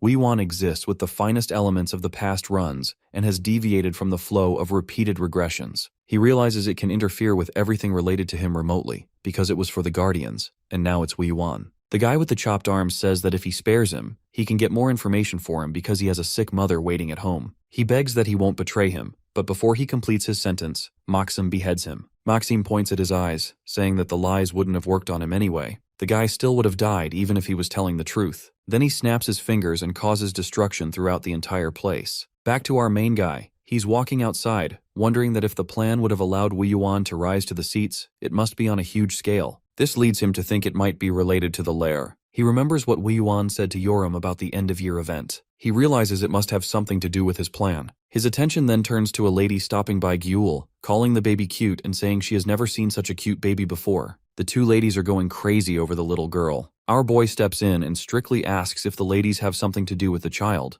and both of the women get scared. He then sits with U-Bomb, who wonders why she hadn't seen him the whole day, and asks where he had been. He tells her he had some business to complete and asks what she was doing there with the baby. She admits that she was unable to spend much time with her since she had been sick, and with school starting, she figured she wouldn't have much time to spend with her in the future either. After a moment of silence, U-Bomb thinks that sitting in a park like that makes them look like a family, which astonishes him. She continues, saying that it looks like the little girl is his daughter and she is the mother, which makes them a couple, but both of them stay silent. She begins to giggle and assures him she was just kidding and he doesn't have to get serious. He brushes it off, saying that if she's going to act strange, they should just go home. Then they leave to head back home, with the little baby in his arms. School has begun, and the girls are excited to take some classes together. U-Bomb is going to take superhuman studies, literature, magic studies, and sociology. Then she wonders why Gale always has a piece of toast in her mouth when she already ate breakfast at home. Gale reveals that her mother told her that if she bumps into someone with a piece of toast in her mouth, that person will be destined to be her partner, and this is how she will meet her partner one day. Suddenly, she bumps into Yoram, and Yoram begins to tease Gale that now she will be her destined partner, which makes her cry because she's clearly no homo. Yoram flirts with her, saying that she saw some American drama and the girls do all kinds of things with each other while she steals the toast. Then Yoram wonders where Jitai is, since he promised he would come to their class observation. U-Bomb clarifies that he is only going to visit the academic affairs office to check on some matters. Instantly, Yoram says that he's usually not home, which makes her think he might be seeing a girl or something, sucking the soul out of U-Bomb. Then they see some people who look like reporters, maybe there to capture some noteworthy freshmen. When the reporters see the girls entering, they instantly turn toward them, thinking they are the students who beat up Sophia, specifically their redhead baddie. The lights and reporters surround her quickly, and she gets overstimulated. In the next moment, she yells loudly for them to shut up. Then she decides to take them on one by one, since the answers she gave last time weren't enough for them. Back at home, Jitae orders the janitor to take care of the child because the kids are at school and he won't be home either. After he leaves, the janitor thinks that he did not expect to be assigned a task harder than cleaning, since he has never taken care of a child in his life before. He then talks to Gyul, asking her to stop waiting and rest somewhere she feels comfortable because the ladies and the homeowner will only return in the evening. After she hears him, she goes back to playing, which makes him really awkward. He decides to go back to cleaning, but suddenly he sees a picture book and asks the baby if she would like to read it with him. They both sit on the carpet while reading the picture book. He feels relieved that the baby is interested in books, and he begins to read it to her. The title of the book is My Dad is a Fairy. The story begins in a deep forest, which makes him think that if it's an ancient forest from long ago, it would be the primordial forest before the Demon Age. Returning to the story, it describes where Dulcin and her dad lived. He begins to think that maybe the mother has died, still considering that the girl is lucky, because even having one parent alive in that era is a miracle. Before the girl falls asleep, her father used to tell her stories of old times. The janitor thinks that maybe those are stories about the Great War, which makes him think the main character is probably a war fanatic. Meanwhile, the baby is confused. Coming back to the story, one morning Dulcin woke up and realized that her father wasn't home, which made her think that maybe he went to find a new mother, because in that era, it was common for men to take female captives as concubines. He is sure that Dulcin must be happy she will be getting a new mother. Suddenly, he looks at the baby's expression, and she looks visibly upset, which makes him wonder if she does not like the story. She points to a corner and tells him to go sit there while she reads the picture book by herself. Back at school, Yubom can't stop thinking about Jitae having a girlfriend. Then, a girl named Gong Juhee steps out of a lavish car. She is the successor of one of Korea's top 3 swordsmanship clans, the Gong clan, but she cares more about how she looks than about swordsmanship. She hates training for it because sweating ruins her makeup. Her gaze falls on the reporters, and she wonders if they were waiting for her. She orders her secretary Kim to take care of the reporters since she doesn't like the attention she gets from them. Respectfully, he tells her that the reporters aren't here for her. Instantly, she begins to wonder who they are here for, and she realizes they are here for Yoram. She can't help but admire how beautiful she is. Meanwhile, Yoram is sitting on a boy who is acting as a chair for her, and he is the one who volunteered. Not only that, he's actually happy to be a chair. After that, a reporter wonders if they should begin with the interview, and she tells them to do so. If they don't follow her rules, she will drop the interview and go inside. The rule is 1 question per person. She then points to a guy with a cap to ask his question first. As he begins introducing himself and the channel he is from, she thinks it's too long and skips to the next question. Then she gets asked, since she has become a major issue in the superhuman world and many people are seeking her out, how does she feel about that? She replies that it sucks. Then another reporter tells her that a cafe was created for her recently and asks if she would be willing to say a word to her fans, which reminds her of the guy under her, so she skips to the next question. Then a reporter named Gang Ho from Gasan Daily asks her about the meaning behind what she shouted at the Blue Dragon School interview hall. She admits that everyone already knows what it means and skips to the next question. But he insists, asking why she used that specific word and whether she had a different intention. She gets furious and angrily tells him to stop clinging to her words, to which the reporter retorts that this is what reporters do and that she seems inexperienced. The reporter successfully provokes her, and Gael tries to drag her inside. The reporter realizes that if he provokes her more, he will get something out of it, so he says he will have to write an article based on what he saw, like, Yoram demands relationship from reporter.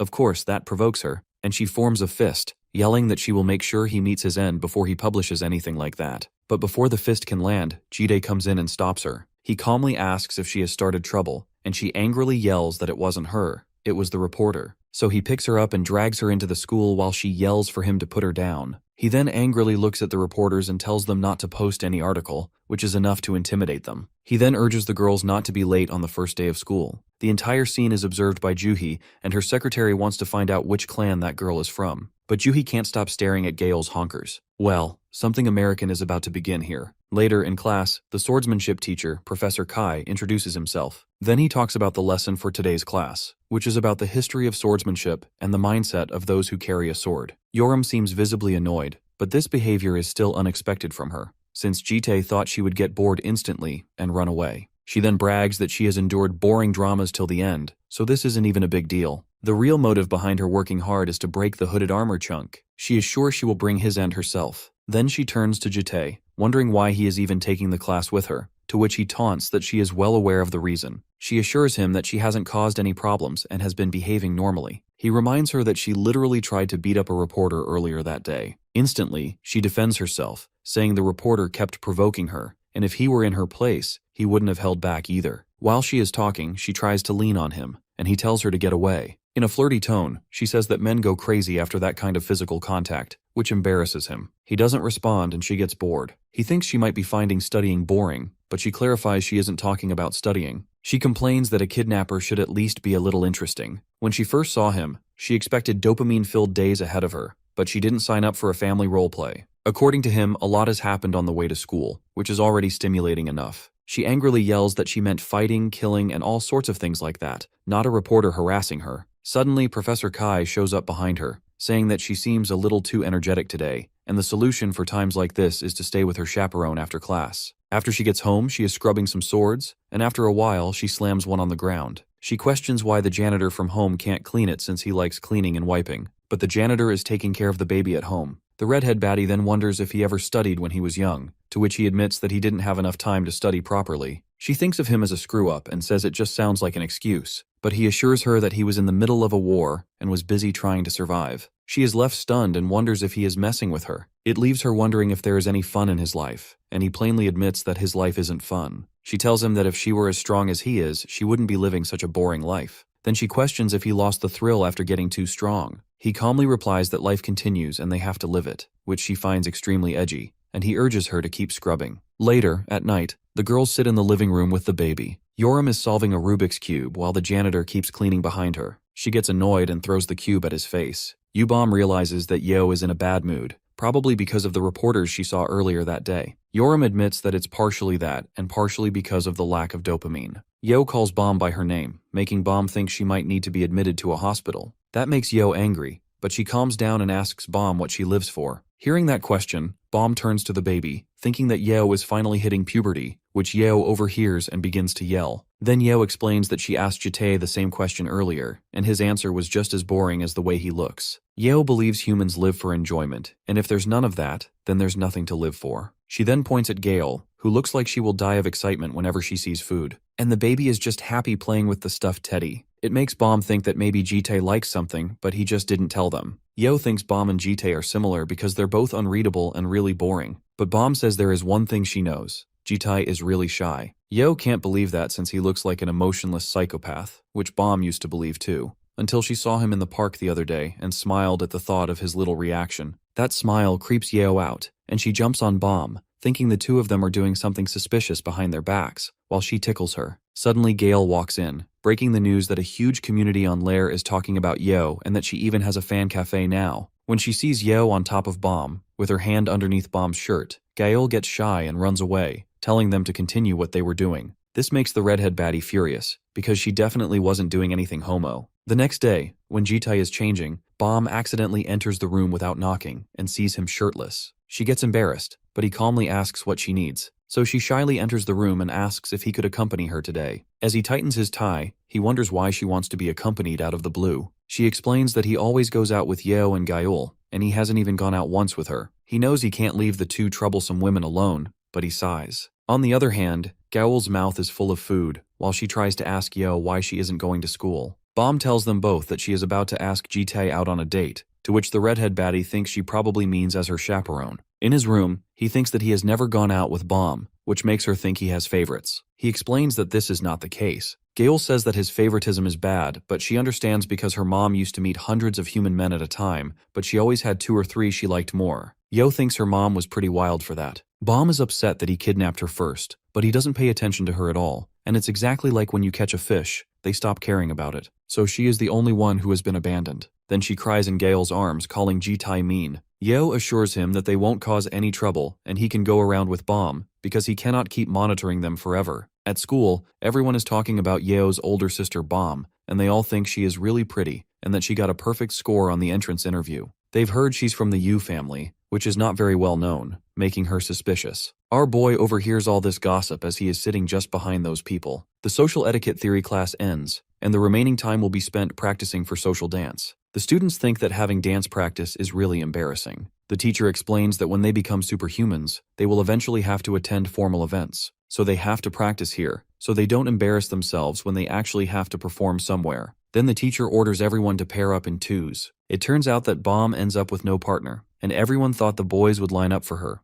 One of the guys admits that she gives a very strange vibe, which makes her hard to approach, and tells his partner not to get involved with her. The teacher notices that Bomb is left without a partner and offers to pair up with her, but Bomb asks if she can partner up with her chaperone. The teacher agrees, and she runs to grab Jite. He admits that he can't dance, to which she starts emotionally blackmailing him that he cannot leave her alone, so he has no choice, and gets up with her. The teacher begins to teach. Meanwhile, our boy is embarrassed to touch her. She makes him feel calm and grabs his hand, telling him that holding hands won't connect them emotionally. She also urges him not to slack or it will affect her scores. Then they begin to dance. He is visibly nervous, and even Bomb notices that his hands are very sweaty. When she looks up, he is also sweating all over his body, which makes her instantly feel shy. Suddenly she trips, but before she can fall, he holds her, and they end up having a deep eye contact. She gets so shy that her nose begins to bleed. Later, he gets her a fresh drink and wonders if she should go to the hospital while a piece of tissue is stuck in her nose. She proudly admits that dragons don't need to go to the hospital, and she feels okay now. He can't stop wondering why her nose bled when he didn't even hit her. She turns her face away out of embarrassment, stuttering that she wouldn't know. She then tells him that he dances better than she expected,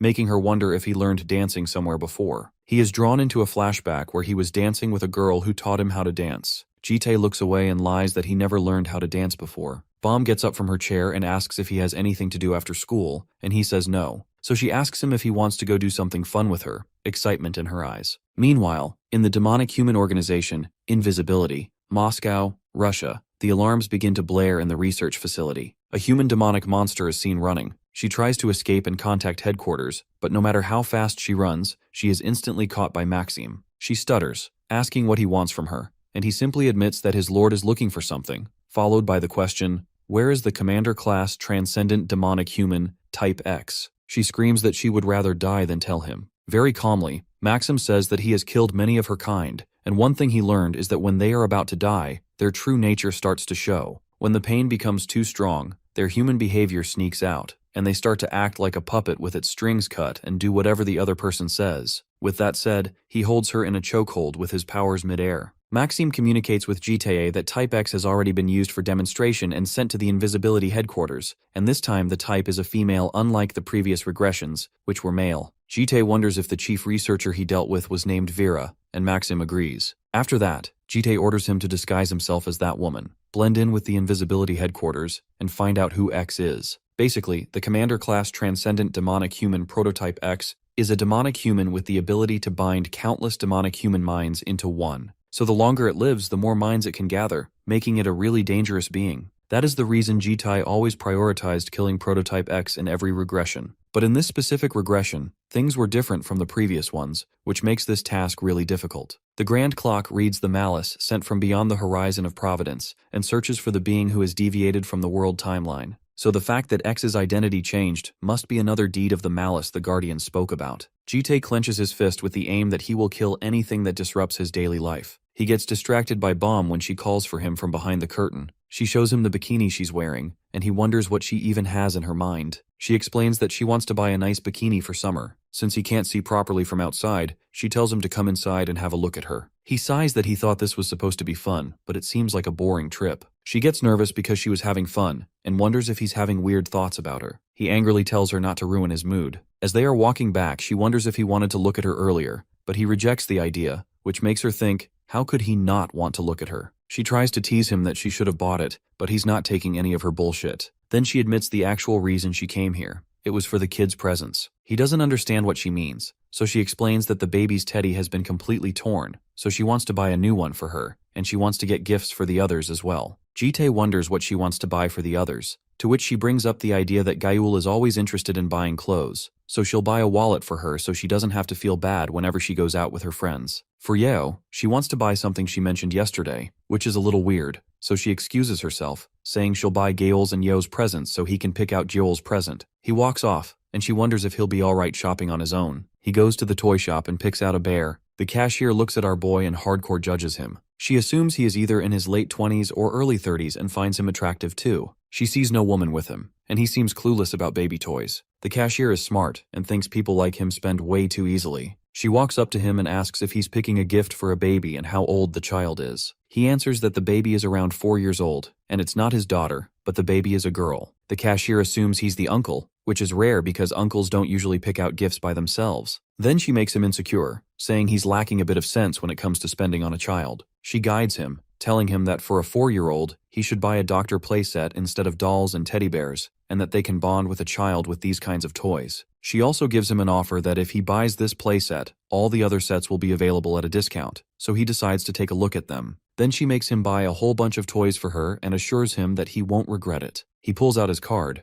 and when she looks at it, she realizes he is from a VIP family, because it's a black card issued only to them. She realizes she hit the jackpot. When she looks closer at him, she finds him charming too, and wonders if she should try seducing him even if he's married. So she asks if he has a girlfriend. Suddenly Bomb pops up, holding his arm, and the cashier wonders if this is the girlfriend. She immediately notices her uniform and realizes she's a school student and assumes she's Jitae's sister. Then Bomb begins to put back all the scams the cashier was trying to pull on the clueless lord. She says that Gyul doesn't like playsets and sharply picks out the teddy bear our boy initially chose. She turns to the cashier, wondering if this is going to get a VIP discount. When they return at night, the girls and the baby are surprised to see their presents. When Gaol looks at her wallet, she blurts out, "I love you," out of excitement for Bomb and Jitae. She wonders what Yeo got, and Yeo, with a cunning smile, admits that she got an adult toy. She begins getting closer to Gaol, saying she wants to try it on her. Meanwhile, the baby gets close to our boy to show her appreciation for her toy. Then Bomb shows the present she got for Jitae. He opens the box, and it turns out to be a tie. She bought him this tie since he always wears the same one. Further, she happily plans to buy him a suit when she is making her own money. He turns to her and says she should have gotten something for herself as well, to which she says she bought something,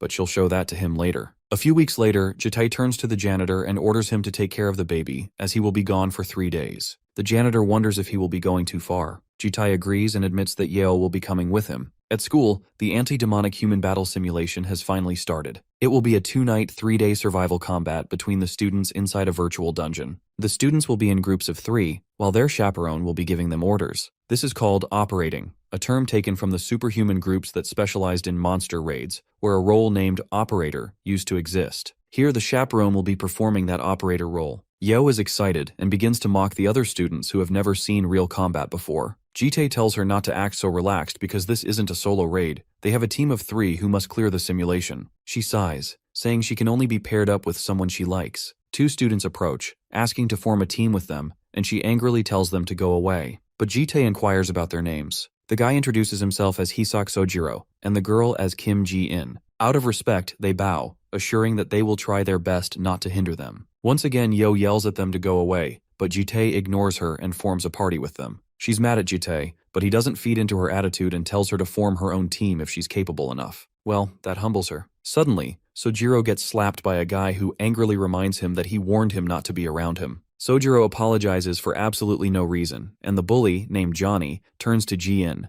urging her to apologize too. His teammates warn him not to act too rebellious since other chaperones are watching. Johnny mocks them, saying no one cares about orphans. He then begins to harass Ji-in by grabbing her hair. She yells at him not to touch her, which makes him angry since she's talking back. Yeo chimes in, asking the bully what an orphan is. The moment he looks at her, he knows he's screwed because she's famously known as a lunatic. Even the elders told him to stay away from her. He nervously tries to brush off the conversation, explaining that an orphan is someone without a chaperone. Johnny insults them again, calling them trash nobodies. After hearing that, Yeo thinks she's stuck with losers, so Johnny grabs her, wondering why she's even pairing up with them because someone as strong as her should join another team. He offers her a spot on his team and says he'll make room for her. Well, Johnny is just in it for the profit. Her personality looks similar to his, so he thinks he can handle her. But the next thing Johnny never saw coming. Yeo forms a fist and smashes it into his face, wondering where he got the guts to put his arm around her. She breaks his teeth and insults him, calling him a low-tier scumbag who shouldn't consider himself equal to her. He quickly flees the scene before he loses more teeth. Meanwhile, Jitae and the other 2 are left stunned. Later on, the demonic human combat battle professor, Kwon Gitai, begins explaining the rules. They will be divided into 50 teams, each starting at a different spot. Every activity, including death and damage, will be converted into points,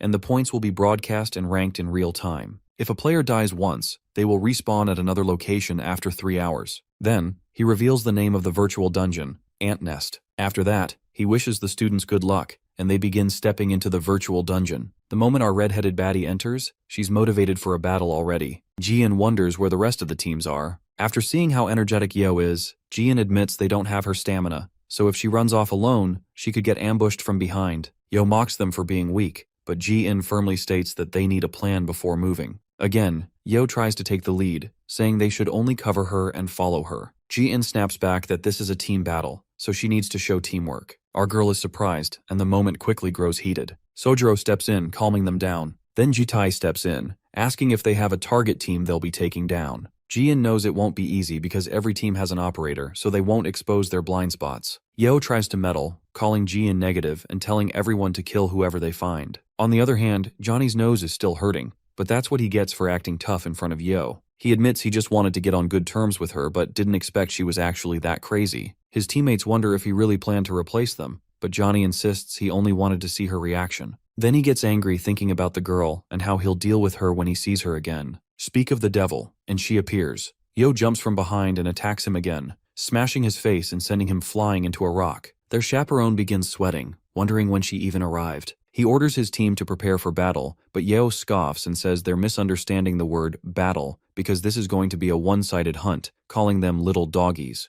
The enemy shoots down furiously at the approaching assailant, but Yoram's out here speed blitzing like the Flash. The shooter pleads like a child for her to not approach him, but she dodges another vaporizing blast, before cropping straight up in his face with a serious glare, and critically slashing this guy's abdomen with a clean connected cut, reducing all of his health points down to 0. That kill has been secured. Yoram focuses on the next guy, who seems to love screaming his way down to attack her. The sword clash connects between both fighters, resulting in a beautiful contrast. Her opponent is arrogant, because he thinks she's underestimating him for not evading these attacks, especially when he's got the higher ground. Bro thinks he's Obi-Wan Kenobi out here dueling Anakin Skywalker, and that just because he's got a bigger weapon, he'll win this fight. But he forgot that fights aren't won with bigger dick sizes. Yoram manages to outclass him on raw sword capability alone, creating and opening while stunning him. Our favorite redhead then mocks him for even entertaining the idea that he could best her in a display of strength. Another decisive slash later, Yoram is on a hot streak because she secures another kill. With these two sliced up for breakfast, the feisty dragon is feeling a little disappointed because these guys didn't even make her feel a thing. She's worried there won't be any more, but then one of her friends explains that there actually is. Turning back, Yoram notices this crawling dude who is barely hanging around on 17 health points. Bro does not want to pick another fight, especially when his face looks like that. But even as he begs her not to beat his face, my guy gets his shit rocked regardless. Even the handler is like, damn, this is messed up as hell. Yoram receives applause for having defeated all of the combatants while playing solo, while the purple hair is just stunned by her insane combative ability.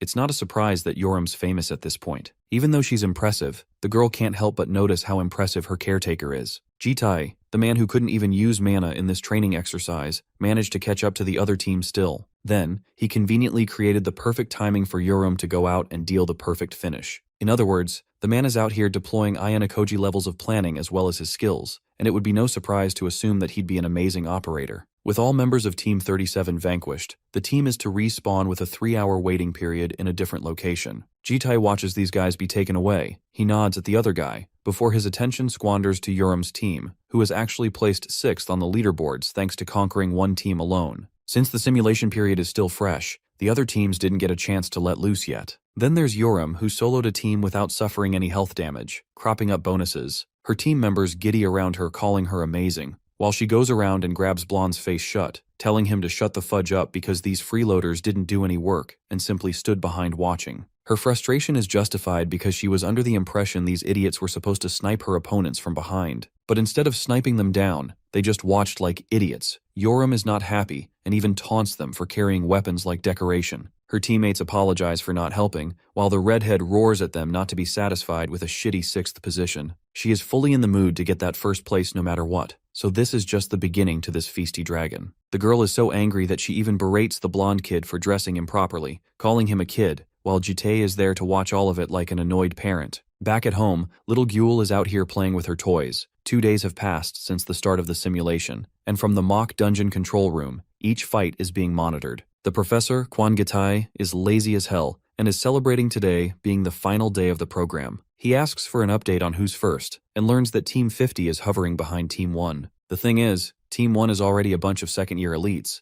but Gitai wants to know who Team 50 is composed of. He quickly learns that it's actually Yoram's team, the crazy redhead with 2 more members. The redhead is playing the main guard, with Hisaki Sojiro and Kim Jin hovering behind as sharpshooters. In other words, the redhead is handling everything, but Gitai is stunned how they managed to reach second place even with her playing solo. The assistant remarks that it's actually thanks to their operator, who seems to be making excellent plays. Gitai is shown the route these guys have taken, and he's just stunned by what he sees. The assistant theorizes that perhaps the operator has some connection to the Alliance, but Gitai himself seems to be from there, so he should know everyone, except he hasn't heard of our guy. He starts to rummage over the facts, how Yoram is the distinct troublemaker of her academy. Then there's Bomb, who is considered a genius mage by her professors. Connected to all of them is this man, who is taking care of the girls. Still, performing a background check on him seemed to be easy, like someone surgically erased or altered it. The assistant shares one more doubt of his, that being the fact that Team 1 is set for marking, which means their route hasn't overlapped with the other teams not even once. In other words, it's as if they're trying to intentionally stay away from other teams, like some kind of cooperative play. Gite argues that the whole point of this simulation is to make sure real-life situations are mimicked with excellence. In other words, this kind of strategy is not considered cheating, but a cooperative tactic. It's actually something the teams deserve respect for, even if they're cooperating with each other. At the same time, Gitai understands that if they confronted each other and still refused to fight, then it would be a clear-cut instance of cheating. Back to the main battlefield, Yoram angrily smashes the wall, roaring how they've gathered points without a single instance of dying. It bums her the hell out that even with all their efforts, they're hard stuck in second position, even though that is impressive to someone like Sojiro. To beat the loser mentality out of him, Yoram stomps on the poor guy, reducing his health points. At the same time, her other teammate, Jean, comes around with another loser mentality. She doesn't want to continue fighting for first place when they're already tired, then there's not much time left. She thinks that it's risky because in their current condition, they'd actually lose more points. Playing it safe seems to be the easy strategy, except Yoram comes up to her, first praising her for trying really hard. It's surprising to see her play the nice girl, until she starts crushing the girl's shoulder for bringing over that loser mentality to her face. Yoram berates them for being looked down upon, not because they're loners of any kind, but because they give up far too soon, like a bunch of losers who don't even try. She reminds them dearly of their promise not to let her down in the first place, and orders them to get back on their feet, even if it's hard, quitting their fate as losers. Armed with rage instead of fear, the sharpshooters find themselves encouraged and only set their goal of getting first place. Yoram seems really happy with their attitude shift, while Jite commands her to come to him if she's done with the Kobe Bryant speech. She directs their attention to a specific marking on the wall, signifying that the other teams are communicating with each other as they saw symbols like this on the previous days too. Sojiro faintly remembers a conversation from the seniors, who tend to form teams and actually avoid attacking each other. His best guess is that they're the ones responsible, but things are not absolute in Jean's perspective, who urges that they report this matter to the professors. However, Yoram wants all the smoke and refuses to report anything, believing she's got an even better idea to fuck these guys up.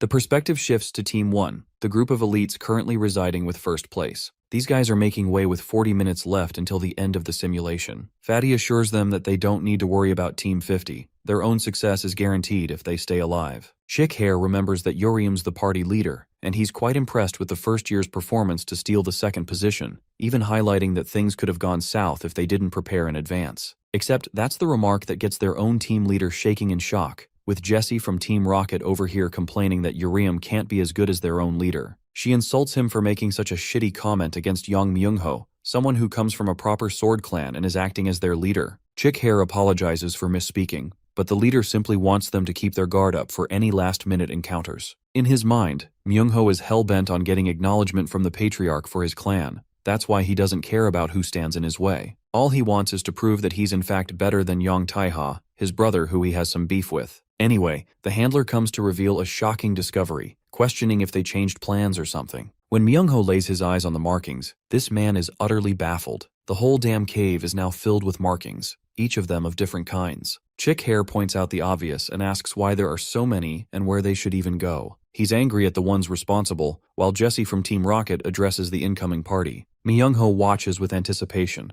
a team on the opposite side of the cave. The team that emerges from the other side ends up being Team 3, not Team 50, but the team that these guys are supposed to cooperate with. Both teams are stunned at a loss for words, and since they've now confronted each other, the situation is complicated. Myungho is clear on his priorities and believes that the only way out is to kill the opposing team. Team 3, on the other hand, can't give up fast either, knowing that Professor Gitai is watching and he'll catch them if they don't fight properly. In other words, their only chance of survival is to fight properly, so both groups charge at full velocity for an unpredictable outcome. The team leaders face each other too without holding back, and watching this fight from a comfy spot, Uraeum enjoys the scenery. Sojiro didn't think this strategy would work, but it did work spectacularly. You see, back when they found out about the routes, Yoram strategized that it would be best to mess up the tracks, giving mixed signals so neither of the allied teams knew where to go next. The idea was simple in theory and execution. Yoram wanted her friends to make similar markings, while she would continue on her hunting spree to earn more points without wasting time. The plan seemed alright, but Jean was worried what would happen if they ran into another team. The redhead had a plan for that too, assuring them that their trusty chaperone would handle the situation for them. Jite taunted her for treating him like an object, while she sought his validation, inquiring if her plan was any good. Intriguingly, Jite actually found it alright, but apparently Yoram didn't care about his answer anyway. She was too busy worshipping her own plan. Back to the main battle, Manhwa ends up standing as the victor, defeating all 3 members of the opposing team. Unfortunately, Jessie died in the process, which meant that now they would be at a disadvantage. However, Manhwa felt positive for earning points after beating Team 3 if they only survived. But that's the thing. That's when our beloved party came into the picture and stole this guy's glory. Yoram stepped down, announcing herself as the real villain, the one who only appeared after they were weakened to kick their asses. While she confronted the remaining members of Team 3, both her allies remained hidden on their vantage point. He takes notice of her teammates for trying to play cover, taking them as a bunch of weaklings. The Sword Clan descendant orders Chick Hair to go up and kill the other 2. The fatty countered that they should try and back off to win with time, but Myungho's pride gets in the way, and with a murderous glare, he orders Fat French Fry to get it done. Wee is annoyed because their arrogant team leader just can't handle an opinion, so he decides to go along with the instructions and move towards attacking the shooters. Wee is actually pretty fast because he rockets with immense speeds and directly pops up in front of the 2 guys. Sojiro is losing his shit, while Chick Hair is out here moving like a main character, further intimidating the crap out of these cowards. Both of them try to run the heck away, while Jite just watches them go past. Their screams are distracting Yoram. She's pretty impressed that the dude with a balloon body managed to be so fast. While she was distracted, she couldn't notice Myungho's incoming attack and barely managed to block it. Team 1's leader taunts her for not paying attention to her real opponent, and their clash breaks off instantly after the hit. This guy loves to yap and addresses her name, calling her impressive for making it this far and even ruining his plans. The funny thing is, Yoram doesn't even consider it a plan, and yet she managed to cook them. Myungho berates her for not being satisfied with second place, and while charging his attack, assures her that the first place only belongs to the Yang family. The Red Dragon basically pulls an Uno reverse and says, "Nope." Jite watches the whole battle while standing there menacingly, while the Dragon Aura farms by declaring that they'll be stealing first place. Fatty's speeding in on them like a bowling ball, ordering them to stop running while he's still playing nice Gene ushers that they need to hold on for a bit. The pig is stupidly low on stamina thanks to his earlier battle, so all they gotta do is outrun. However, Sojiro is gassed the hell out already like the wimp he is, bro aged 50 years doing that run. He thinks he's reaching his limit, so he tells her to just run without him, but she reminds his dumbass that Yoram will actually cook him if he did that. Sojiro assures her that he's not actually giving up, but rather making the sacrificial play to leave the victory to both his friends. Saying that, this man turns around with his rifle to secure a victory. Fatty is stunned with this sudden maneuver, but Sojiro has had enough of staying down and playing a loser for the rest of his life. He wants to change his life by pouring everything in this shot, to challenge fate itself. Now you guys must be thinking, whoa, peak character development, except this clown's arrow doesn't even reach its target. It's an awkward silence before this clown realizes that he lost all of his strength when he was exerting himself marking on the wall. It's such a dumb excuse that I agree with Fat French Fry clocking his face with a heavy punch. And that single hit defeats Sojiro, wiping his life points to 0. Next up is Jean, who gets her face grabbed in the very next moment. Wei smashes her into the ground, pummeling her health points down to just 15. Wei mocks them for being a bunch of losers, the ones who forgot their place just because they achieved second position.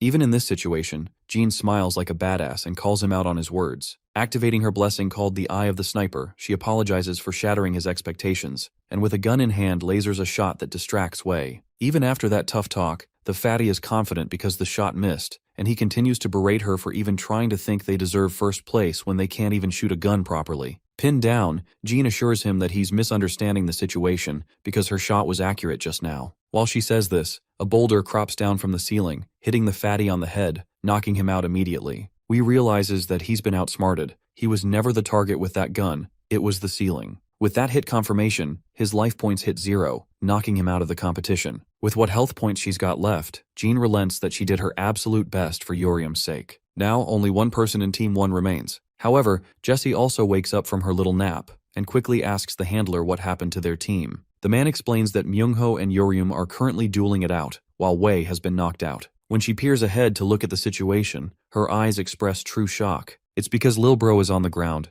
getting smoked by our redhead. Yoram is supremely disappointed with this guy's skill. She actually looked forward to their final duel, and it was all for nothing. She emphasizes that he doesn't even have the excuse of saying he's tired, because she too has been soloing the simulation event like a dog. In response, Myung-ho furiously states that the fight's not over yet, before rocketing towards her for another clash. Bro misses his slash and has the gall to taunt her for hailing from an inferior family. Yoram, on the other hand, toys with him by grabbing his head, assuring this young man that the only inferior person here is him. Saying so, she slams a knee on him, putting him on the ground. Though that attack should have taken him out, the redhead is pretty impressed that this guy managed to block it with his sword. Invoking every last bit of rage-filled strength that he has, Myung-ho deflects Yoram far away. Replacing his cocky attitude from earlier, he actually praises the girl for being way stronger than he anticipated. But one thing is for sure, her swordsmanship does not match his own. Armed with the mindset to win no matter the cost, Myung-ho goes beast mode to show her the sheer difference between their skills. Yoram keeps it chill, thinking that he's just trash-talking like last time,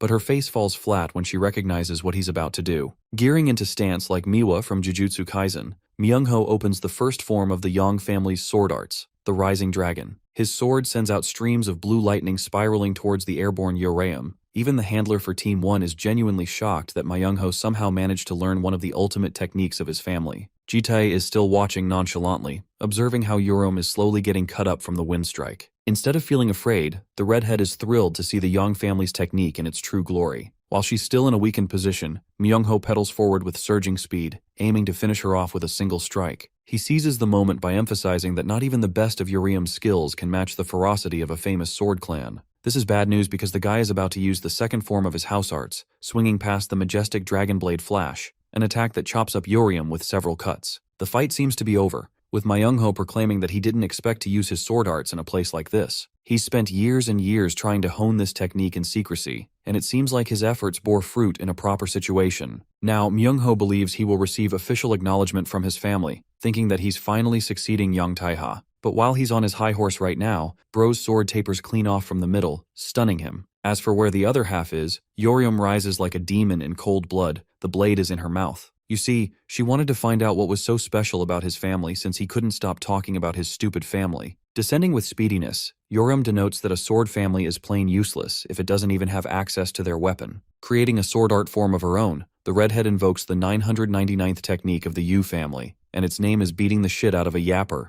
Myung-ho gets smacked into the ground, still yapping about how that wasn't a proper technique. The fight's over with his points hitting 0, and at last, Yoram achieves her beloved first place. But she's so exhausted by the end of it that she topples. Ji-tae catches the little one, questioning how it feels to have finally won. The redhead is flustered and talks about how tired she feels, to the point she's begging to be healed by Gaeul. The human battle simulation officially concludes with Team 50 gaining first place. Outside, strangely enough, it's snowing on a spring day. Miss Gale remarks that it's probably because of Guel's influence, because whenever the Blue Dragon clan feels depressed, it's destined for snow to fall around them. The Blue Dragon is lonely, it seems like, and as per his guardian, she demands that he melt her heart. At the same time, Bro can't tell why he's being dolled the hell up just to melt someone's heart. Miss Gale thinks it's the ideal way to help a kid's day be made, so mission melting Guel's heart now begins. The target is currently sitting all by herself in her room. The tiny blue dragon appears sad with a crayon in hand. The tinkering bot calls out to little Jewel and urges her to become a princess with him. This is so funny because instead of melting the blue dragon's heart, it only ends up pissing her off even more. The dude doesn't know what he did wrong while Bomb is out here confused about what in the heck he's dressed up as. Gale's antics have been caught, because not even dressing up like this is enough to melt the girl's heart. Instead, it only scared the little one. The bot tries to deflect blame on Gaeul, but this girl quietly hums like she never had a part. In the end, the poor guy had to wash up in peak depression, playing like a fiddle. That aside, Yoram returns with our majestic protagonist, annoyed that it's snowing in the middle of May. Gaeul quickly comes up to greet them and asks if it was fun, not knowing that Yoram's got a snowball prepared in advance. She quickly grabs the poor girl, offering her a gift by shoving it down shirt. The angle is diabolical, by the way.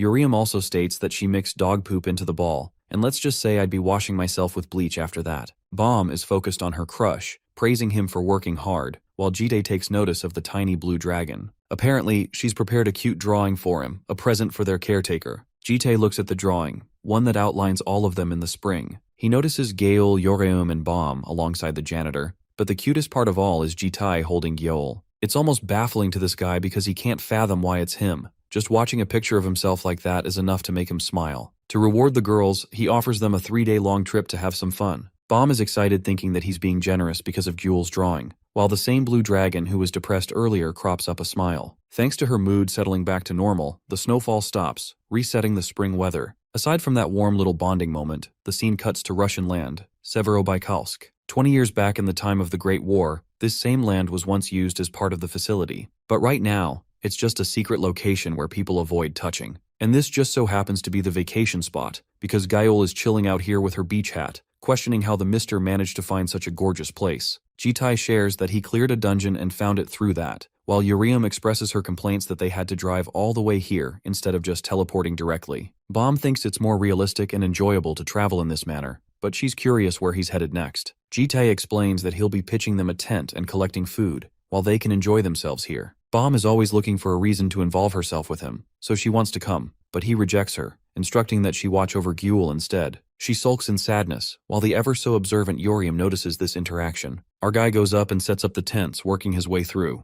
Around the area, he notices a special mushroom that screams, "Don't eat me." After a while of setting things up, Jitai returns to fetch the girls, only to be shocked by what he sees. Bomb is out here looking like the bomb, while the other girls are also playing around in her beach outfits. By the way, that swimsuit is the one that she wore back at the department store too. It's so hilarious because she teases him for wanting to see him in a bikini all this time. This flirty little comment, and that pose is crafted to give this man a boner, but Jitai is not a simp and looks away. Urium teases the guy for trying to avoid them, because she thinks if this is how he's gonna react, then maybe she should have worn a bikini too to surprise him. Hilariously, Urium gets her head smacked and knocked into the ocean for that little comment. After a while of playing around, it's already evening. The girls expected some super delicious meal, but they came back to see utter poison cooking in the damn pan. Whatever it is, it's not for consumption. Urium thinks that this man might be trying to kill them with a poisonous hot pot, while Gale recalls her traumatizing memories of eating way too many poisonous mushrooms in the Amazon. The redhead straight up calls it disgusting, worse than dog food even. Jitai counters by saying they all eat Bomb's food just fine, which further pisses off Bomb, who expected him to actually like his food. Bro just can't win right now. And while these guys are fighting over the food, the little blue dragon takes a chunk and swallows it. Realizing that she just ate the damn thing, all the other sisters crash out in fear that the kid might actually die. To Jitai's own shock, Gyul smiles and remarks that the food is actually quite delicious, stunning all the other sisters, not to mention that she finally spoke. The girls are starstruck while Gale questions why she's only deciding to talk just now,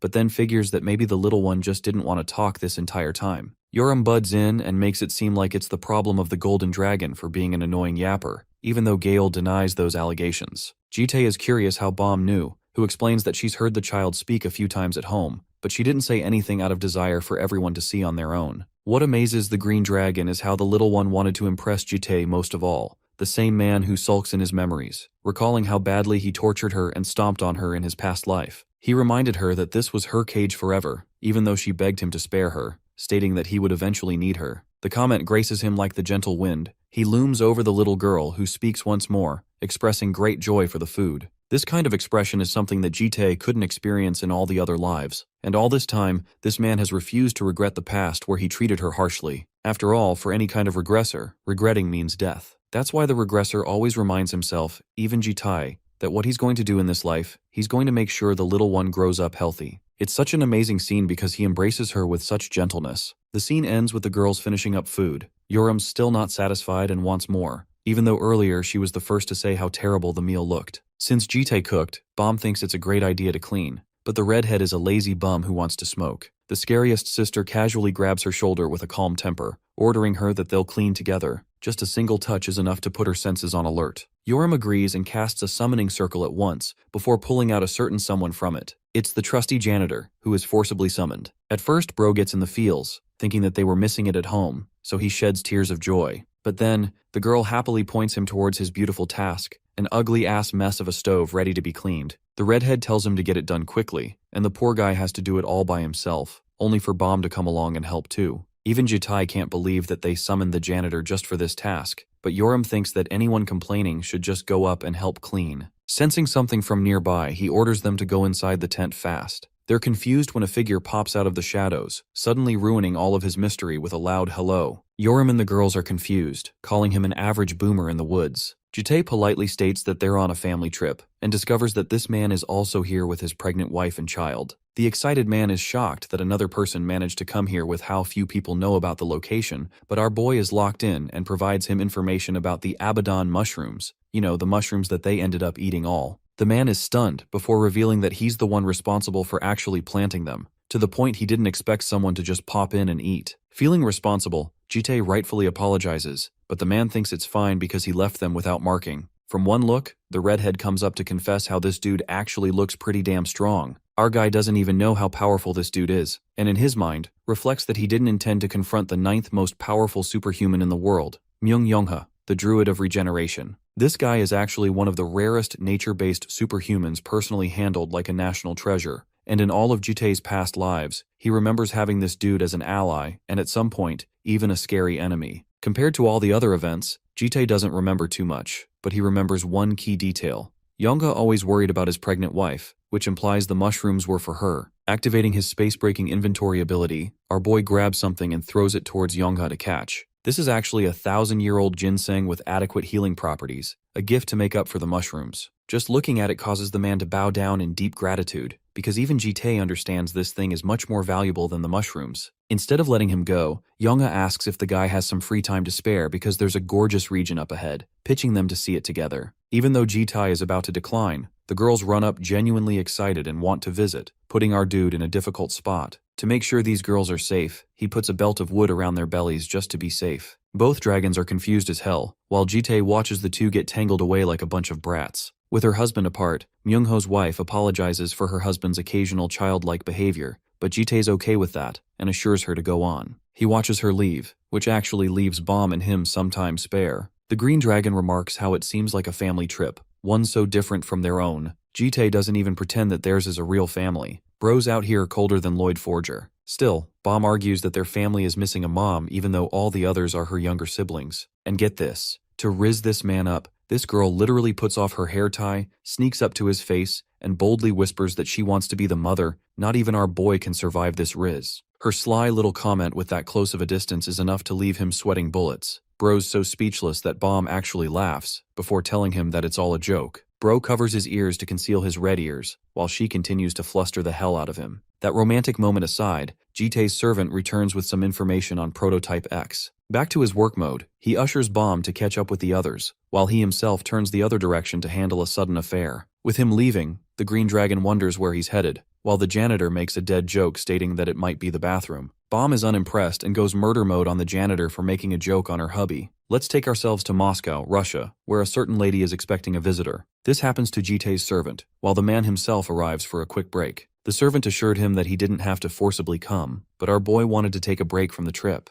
As for what his servant found, he explains that it's supposed to be some kind of project for demonic humans to deploy Prototype X. The files remark the Alliance's raid project, and ever since Jite annihilated the demonic humans lurking in the lair, these guys have been having it tough knowing there's an outside force messing around. That basically paints the picture that they want to make amends. Jite's servant remarks that it's possible that they're targeting a 70-person raid unit to kill all of them using Prototype X. Unfortunately, there hasn't been any direct information on Prototype X itself, prompting our boy to go inside and confirm the facts on his own, urging his servant to keep a close eye here. The servant lets him be, while the scene cuts back to the two families enjoying a gorgeous view. Yongha is out here making fun of Gyul's name. He's actually baffled that each girl is named after the 4 seasons, while Yoreum complains how their so-called papa never even bothered putting effort in their names. Bomb suddenly notices Jite's return, who simply states he had to go see someone. Bomb is concerned while the redhead jokes around that it's probably some chick he wanted to bang this late at night, inviting the green dragon's annoyance. As for the scenery, Yongha directs the group's attention to focus towards the sky, which suddenly rages blue lightning even on a clear night sky. This is a rupture according to Gyul, and she's the most shocked by the event. That's because the rupture literally tears apart reality itself, exposing the mesmerizing beauty of the cosmos, a peek into the brilliant universe. Each and every girl is baffled. Gyul, being the attention kid, tries to catch all the photos. Using this as another instance to bond,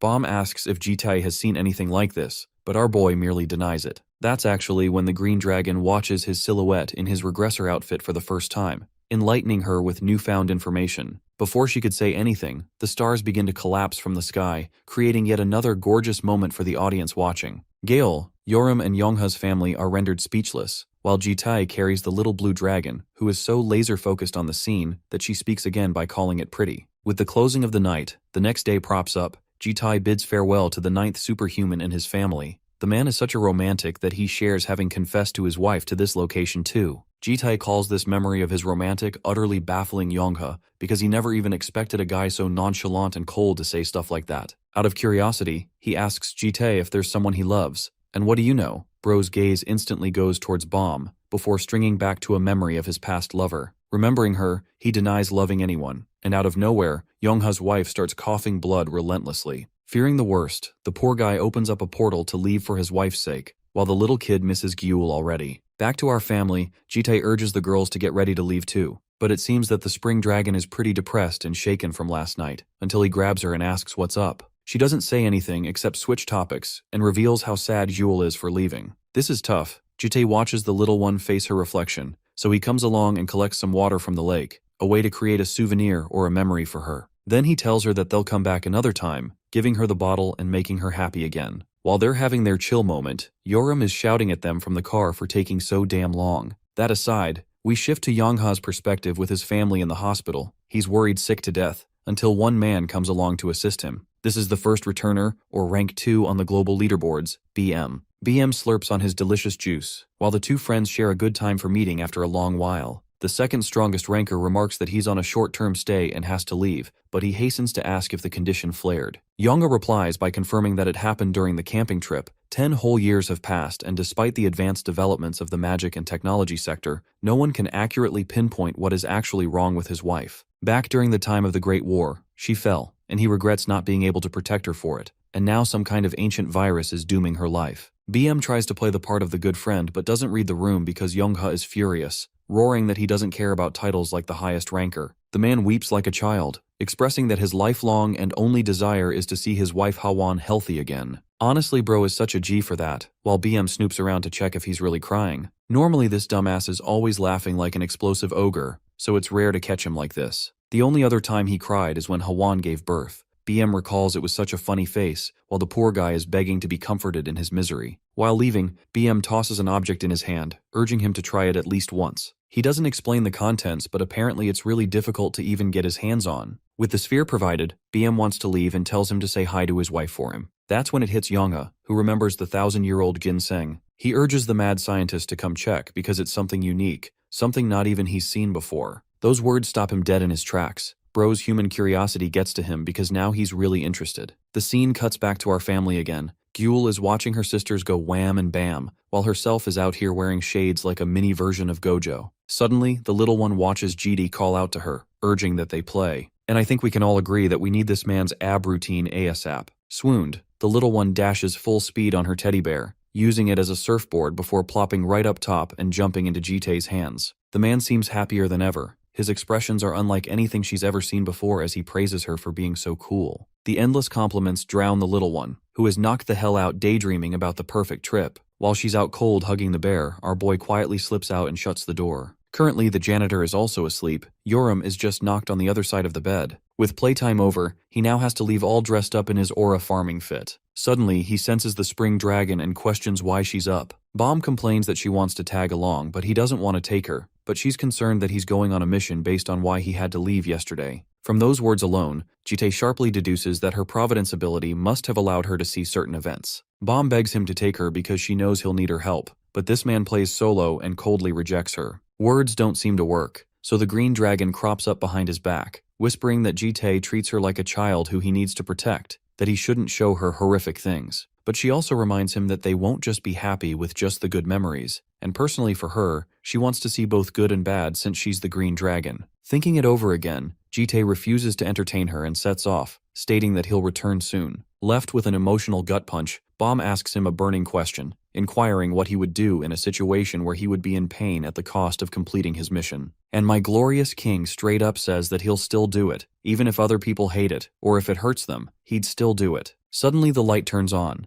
Jitei is baffled with the sword in front of him, while she explains that she'll need this weapon later on. She actually didn't want him to see the sword at first, and this is a sweet gesture because it riles him up while allowing her a chance to wish him good luck. The next scene takes us to the Superhuman Association building. Here, several famous people from the Superhuman Alliance are posted for the raid. This is the 70-man unit they collected, and they're all about to leave for the mission. Confronting the leader of the operation, Jite coldly instructs him to involve a 70th person, that being him. His audacity baffles the guy. The main goal of the raid is to actually kill the boss of the S-rank dungeon, the Kraken. It's a high-level monster, and even for the raid, only the finest percentage of the warriors were gathered for the mission, kind of like assembling military power. The man who brought this team together is an executive, ranked 90th himself. It's the divine archer, Shiraishi Ryunosuke. Ryunosuke asks if the young man before him is Japanese. Jite asserts that he certainly lives close. The leader is intrigued why this random punk wants to not only join the raid, but also profile the best people going there. The idea is so laughable that Ryunosuke cackles loudly, understanding that this man knows about their mission and that he's already bypassed their security before, which means he's far from ordinary. At first, Bro makes it seem like he was going to accept Jitai, but then he prepares a shot towards him, threatening to attack. It's obvious to Ryunosuke that letting a complete stranger join their raid when he's never even worked with the Alliance is a complete bullshit idea. Bro is out here about to fire green like Gojo fires red, but anyway he thinks Jite is taking them for a bunch of clowns. Our boy urges him to be sensible in a situation like this, but Ryunosuke is full-fledged ready to send this man straight to a cell, and if he finds him resisting, then they'll simply deem him an enemy of the Alliance fit to be killed. Bro's talking a lot of shit. He ends up lasering the shot, one that Jite coldly dodges like it didn't mean a damn thing to him. The leader quickly kicks his own desk in front of the man, blocking his view, before using both his hands to fire propulsive shots. This way his opponent won't even know where to dodge. Be that as it may, even by the end of his spree, Ryunosuke is impressed that the man before him managed to block all of it. Realizing that he has to use more than just an ordinary attack, the leader decides to reach for his special move. First, he bounces straight off of his seat, before pulling a proper mana arrow, the main ability of the divine archer. Bro thinks he's the main character trying to avoid destroying this building, and releases his shot called the Judgment of the Heavenly Arrow. This projectile is remarkably fast, swiftly reaching its way to its target,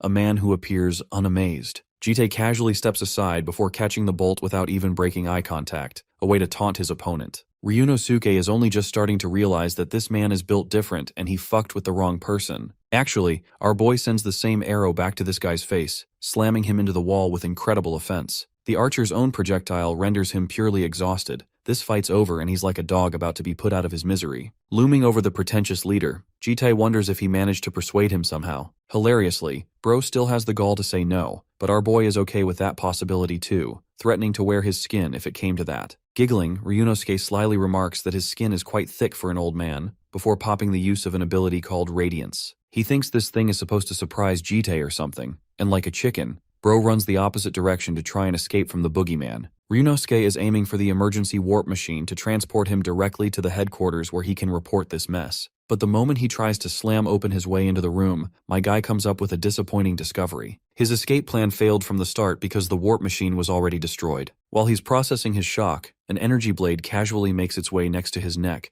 Jite is holding this man's life by a thread, and asks again if he's changed his mind. Completely brain-fucked, the once arrogant scumbag welcomes Jite to the raid unit. In the next scene, Bro is sitting on the office chair while this guy is patched up kneeling before him. Ryunosuke can't help but wonder about this man's identity, deducing that he can't be a demonic human, so perhaps he's a returner or an isekai protagonist like BM is. At the same time, the Alliance would know about people like that, so the big question is why this guy wants to join the raid to begin with. Jite reads the report and asks if this is all of it, questioning what happened to a missing member out of the 70 people that were supposed to be there on the list. The leader expresses that the guy actually went no contact with them, so they had a last-minute substitute with no formal documents involved. Ryunosuke assures him that the man was officially recommended by the Alliance, so there shouldn't be any trouble, but our boy is suspicious and requests to see the operator at once. Obeying, the leader quickly requests the summoning of the standby operator, and while this is happening, Jite's own shadow asks for a conversation. Apparently, he's finally found traces of information on Prototype X, which confuses him because the shadow could easily explain that information over memory communication. Connecting the dots, Jite suspects that the files involve someone he personally knows. His shadow confirms such a thing. Anyway, the standby operator shows up to the office, questioning why the heck the room is such a mess. The operator is also confused why Ryunosuke is on his knees receiving some kind of lecture, bruising the guy's ego. The person underneath this armor is someone that Jite must confront, someone he apparently knows about. He resolves himself to kill this person no matter what happens, but the moment she takes off her helmet, his face drops. The pretty girl before him is Hasayat Byul, in other words, his one true past lover. During his second regression, the war had already broken out for 3 whole years against the demonic humans. Here, working at the same location of the region of Severodvaikalsk, several soldiers propped up tents while Jitai waited. He was around 32 years old, when suddenly a girl came up to him, poking the side of his cheek, teasing him for falling for her trick again. He glanced at her questioning the outfit, while she made sure to show it off properly. Sayat Byul could tell the dude was blushing because he turned his face away, and she invited him to come with her to check out a hillside. Watching them talk, the other subordinates wondered if their boss was having a thing for the girl,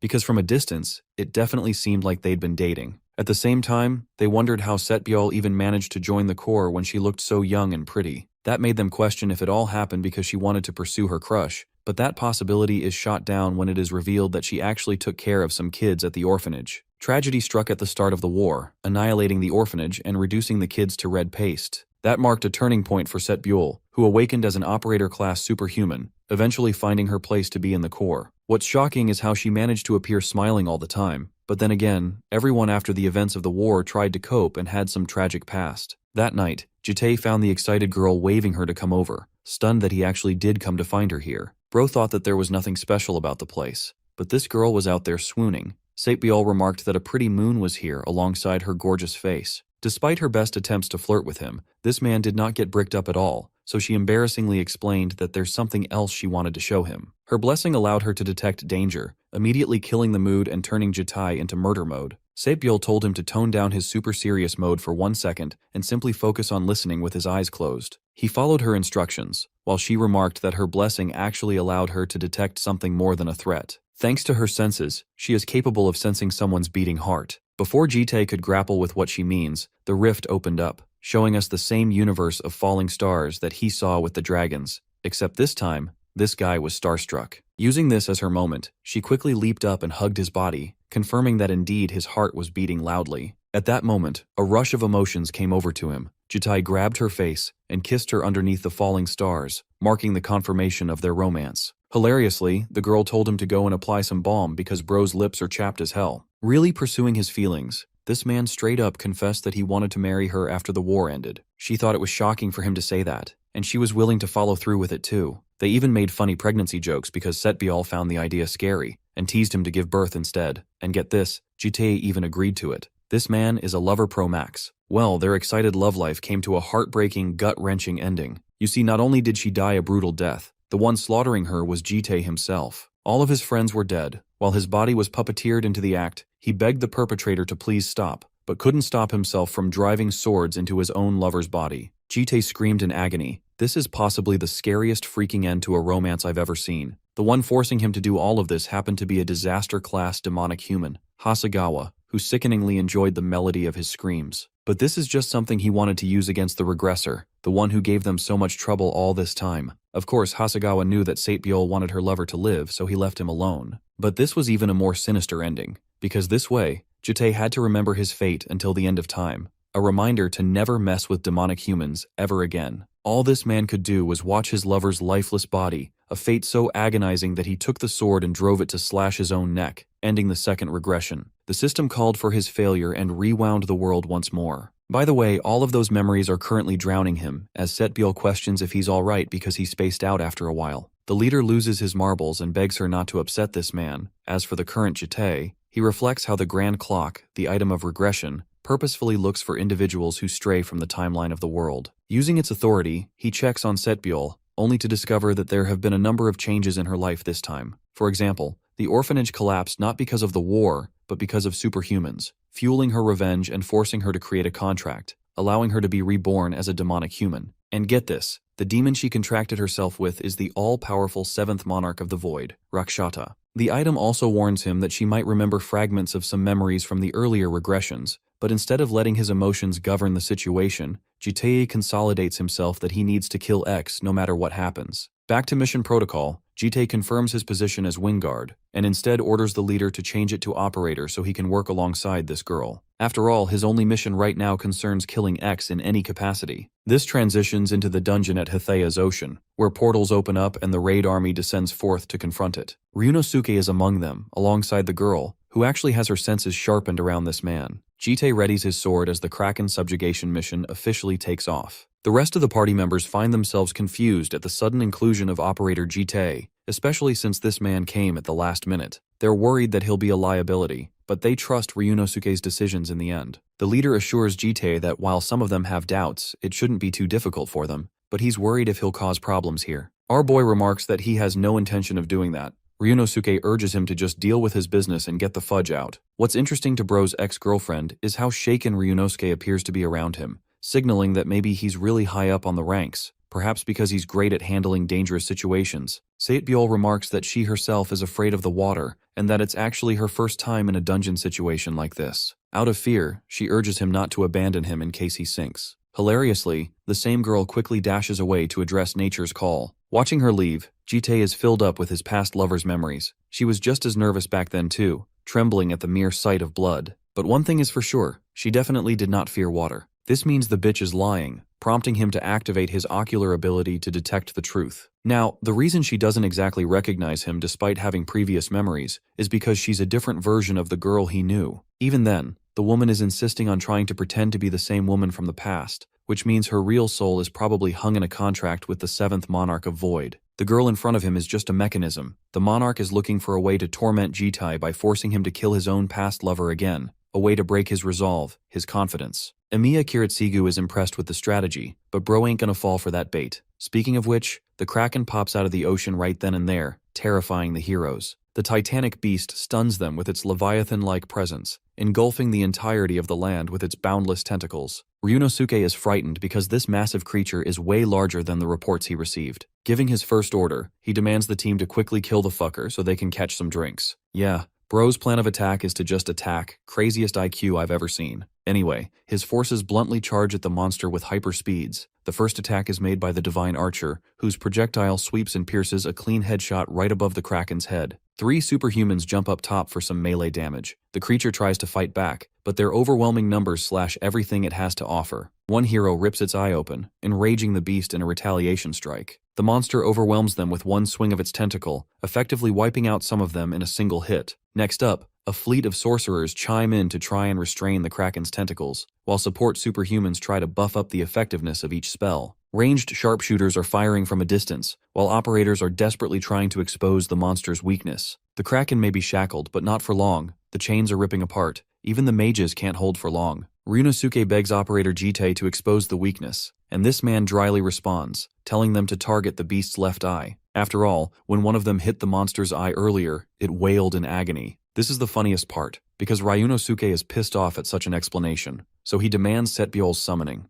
Jite casually shares that the girl's off to the toilet, which may be the very reason they all end up dying here. Trusting this man's words, the leader decides to follow through. He plans the initiative himself, bursting with unfathomable speed and earning my respect because damn bro really wants that smoke. Manifesting his judgment arrow, Ryunosuke charges it with overwhelming might to kill the monster of the abyss. He sings a song, firing off a colossal bow strike aimed straight for its left eye. The projectile races at max speed, exploding on top of the vulnerable spot, causing the monster to seethe in agonizing screams. The rest of the party wonders if they succeeded at last, and to some extent they did, because the Kraken is forced to descend back into the ocean. Ryunosuke returns to land. He's still injured from his fight against Jite, which is the reason he couldn't even go all out just now. Unfortunately, that hit wasn't enough to kill the beast, and this is the only opportunity they have to finish it off. While he's holding himself together, the Golden Operator watches from above. She descends, finding the opportunity to land a strike, and is moments away from ending Ryunosuke. Satebiol's demonic human side surfaces, but before she could kill him, our boy sweeps right in to push her aside and save the leader's life. While all of this happened,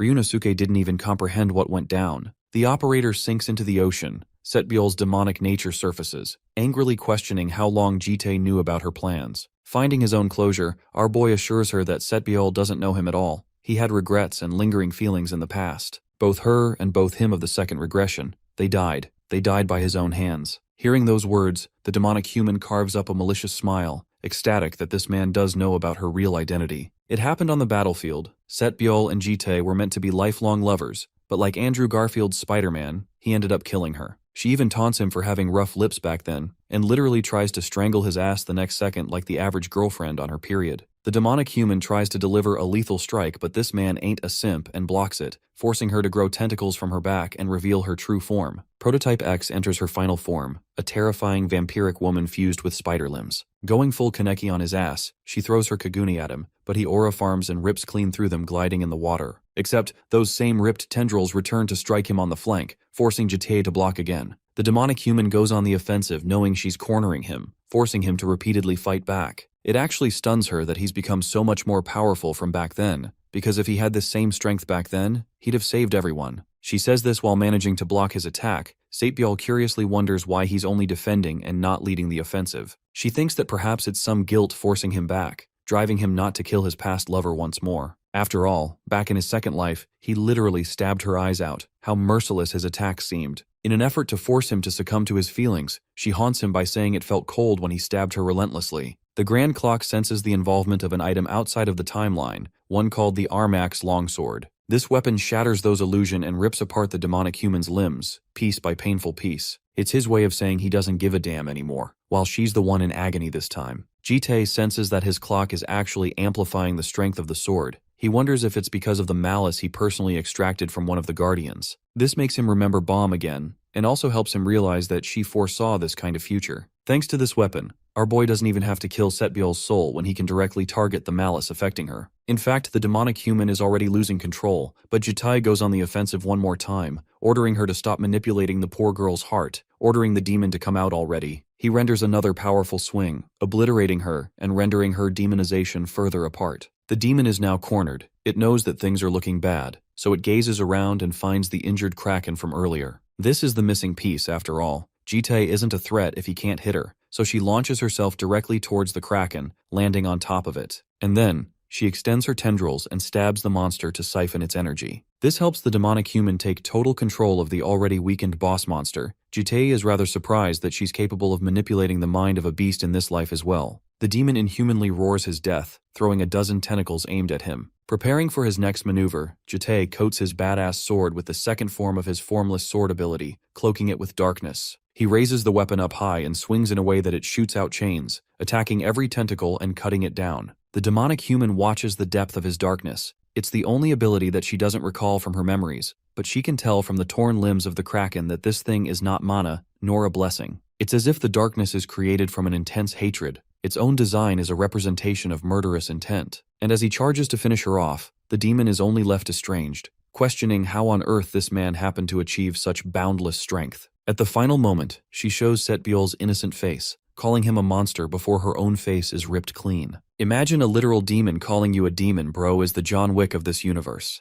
Anyway, that last attack shakes the very ocean, causing tides to erupt. This level of strength is familiar to Ryunosuke, who can understand that it's coming from Jitai, making him wonder what the hell this guy is even up to. After the storm clears, our guy carries Setbiol's unconscious body, and thanks to the authority of his grand clock, he siphons malice lingering in her. Also, it urges him to continuously see her to ensure further malice does not corrupt her, but at least things are over for now. With the past settled, Bro receives a call from the Golden Dragon, who informs him that Uraeum is out here drinking the guy's alcohol. Yup, Papa over here is on work duty and has an alcoholic child problem. With that, the Superhuman Alliance's mission to subjugate the Kraken is officially completed. As for Jite, the guy returns carrying Setbiol's body, stunning all four girls with this sudden maneuver. Yoram is the first person to question what woman is currently sitting butt naked on their couch covered with his coat. She even teases him for bringing home a girlfriend, going on to whisper to her other sisters that they're so nasty for undressing even before arriving inside. Shutting down the claims, Jite shares that she's just someone he knows,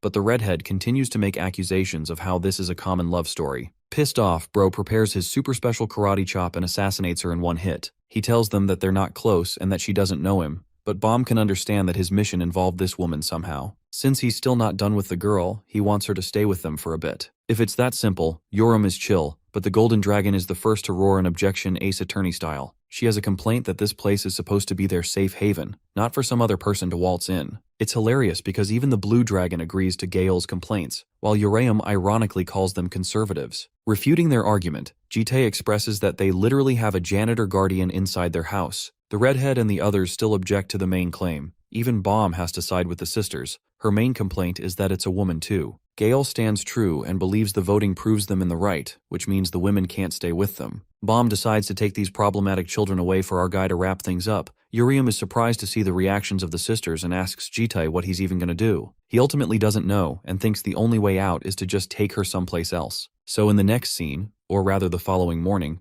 trouble brews in their house of dragons again. And yes, that pun was intended. Yoram confronts the woman who is going crazy right now, threatening them with a wine bottle. Saetbyul is furious, while Jitae is chill as heck even though bro literally kidnapped her straight to his home. The girl is also pissed that she's not in her clothes right now, while Yeoreum emphasizes that she never did anything weird. The idea is supposed to calm her down, but it only causes her even more panic. Saetbyul flexes her superhuman status, while the red dragon is starting to realize that this bitch is straight up crazy. At that point, Jitai receives a notification from the system, confirming that he's already extracted 10% of the Malice's traces. Thanks to this, a new truth has been unlocked. Apparently, Saetbyul is bound to undergo mental corruption, which means her mental state is going to be in shambles until that corruption fully subsides. This is understandable to Jitai, since it's a direct consequence of the malice too. Lunging outrageously at them, Saetbyul tries to attack. Yoram asks for instructions, and our boy gives her full authority to beat the crap out of the girl. Saetbyul completely misses her since she's attacking blindly, while Yoram uses this momentum to grab her by the wrist and smack her into the ground. That little tackle seems to be enough, except Jitai has to cover Jewel's eyeballs because Yoram accidentally ripped the clothes right off her. The girl is flustered and throws the blanket on top, blaming Saetbyul for charging like that. Also, she shouts at the STPID janitor guardian for not cleaning already. Interestingly, the janitor rejects this request, stunning both of them. Enraged, the guardian shouts that his only duty is to protect the green dragon,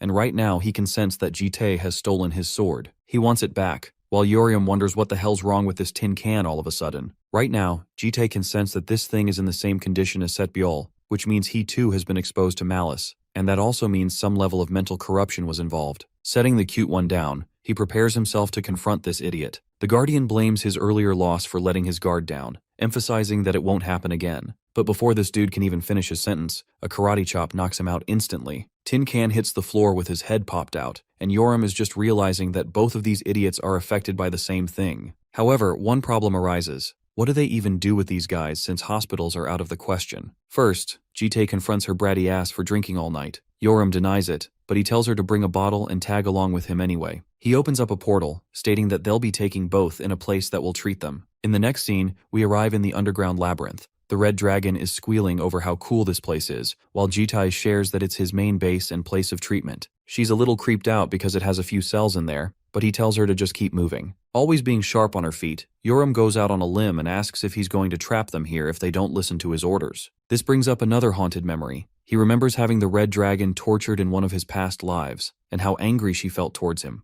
Quietly murmuring, Jitai states that he won't anymore. Next, he stands in front of another weird door. Yoram is starting to question if people really live here at all, while Papa explains that they'll be renting a room. Thanks to her sharp senses, she understands someone strong is waiting on the other side, giving the red dragon the shock of her life when he reveals that it's the second strongest man in the world. Before she could ask any more questions, Bro slams the door shut, and on the other side, is welcomed by a monster immediately throwing a powerful fist. Jitai doesn't even look at the thing and blocks the attack, taunting his friend for greeting him so roughly. The man sitting there in wait is actually BM, who taunts back that he never really invited him here at all. We have a little backstory snippet of BM, who once quietly drew on his notes, but one day tragedy struck. 40 years back, he was hit with the mass disappearance incident. Superhuman ended up disappearing out of nowhere, and though governments tried to look for them, they could not find a single trace. Those same children vanished for 15 years, and out of all of them, one man returned. They called him BM, the first returner from a world called Aranuth. The same guy is second on the ranking of the strongest superhumans around, currently sulking over the fact that our boy over here cut up the chimera with a clean cut. Jitai assures him that he can patch this ugly thing back up in no time. In other words, he intentionally marks a clean cut. BM fixes the chimera, questioning why he's here at all. The man quietly states that he wants a room in the labyrinth, further spooking him out. At this point, he's really starting to question Jitai's identity, but our boy doesn't elaborate on what he is, merely that he has people in store he needs to treat for 6 months. BM is not generous and gives him an ultimatum of 30 days at most. Clearly it's not enough to Jitai, but the more he talks, the more this nerd keeps on decreasing the count. BM mocks him for thinking that there's anything left in this world that he needs, suggesting that the item he's looking for is in another world. Shoving him up with a middle finger, this guy thinks he's already being generous to an intruder who broke in and killed his chimera. Since he doesn't want to cooperate, Jitai taunts him for acting like he's the owner of the labyrinth before cleaving the whole place down. In other words, bro is saying he'll keep trashing the place if the fucker doesn't increase the count. Pissed off, BM activates his powers to truly confront him, assuring the man that he'll regret his actions. The ability he's using is called Ahilia's Curse, graded AA+. Since he invoked something like that, our boy is starting to wonder if he's intent on destroying the whole place down. But BM has such precise control that he's confident he'll only need to target him. The arm extends its way to capture its target, but our boy doesn't even move from his spot. All he does is glare at the overgrown limb to stop it dead in its tracks. His powers stun even BM, who can't manipulate his arm anymore, wondering if it's illusion magic. But no, the real answer is something different. Even the cursed arm of Ahilia is succumbing to primal fear. The demonic blood is terrified of this man. The craziest thing is that BM didn't encounter this experience, not even when he faced off against Oscar. Teleporting right behind him in an instant, Jite grabs a tube and asks what he's cooking. He flings it over, threatening to smash it, making BM lose his marbles. Bro panics because it's his invaluable sample to create human-like chimeras. Jite is intrigued, while BM assures him that he doesn't have a sinister scheme to take over the world. He actually just wanted to make a clone of himself for when things got bad. That's why he's terrified and wants Jite to just put the thing down. Unfortunately, bro was lying, because our guy activated his special eye to detect the truth. He nearly shatters the vial, causing BM to blurt out the real truth. However, Jite feigns ignorance, not really caring about the answer. All he cares about is the room. No longer having the same arrogance, BM allows him to use it however long it wants.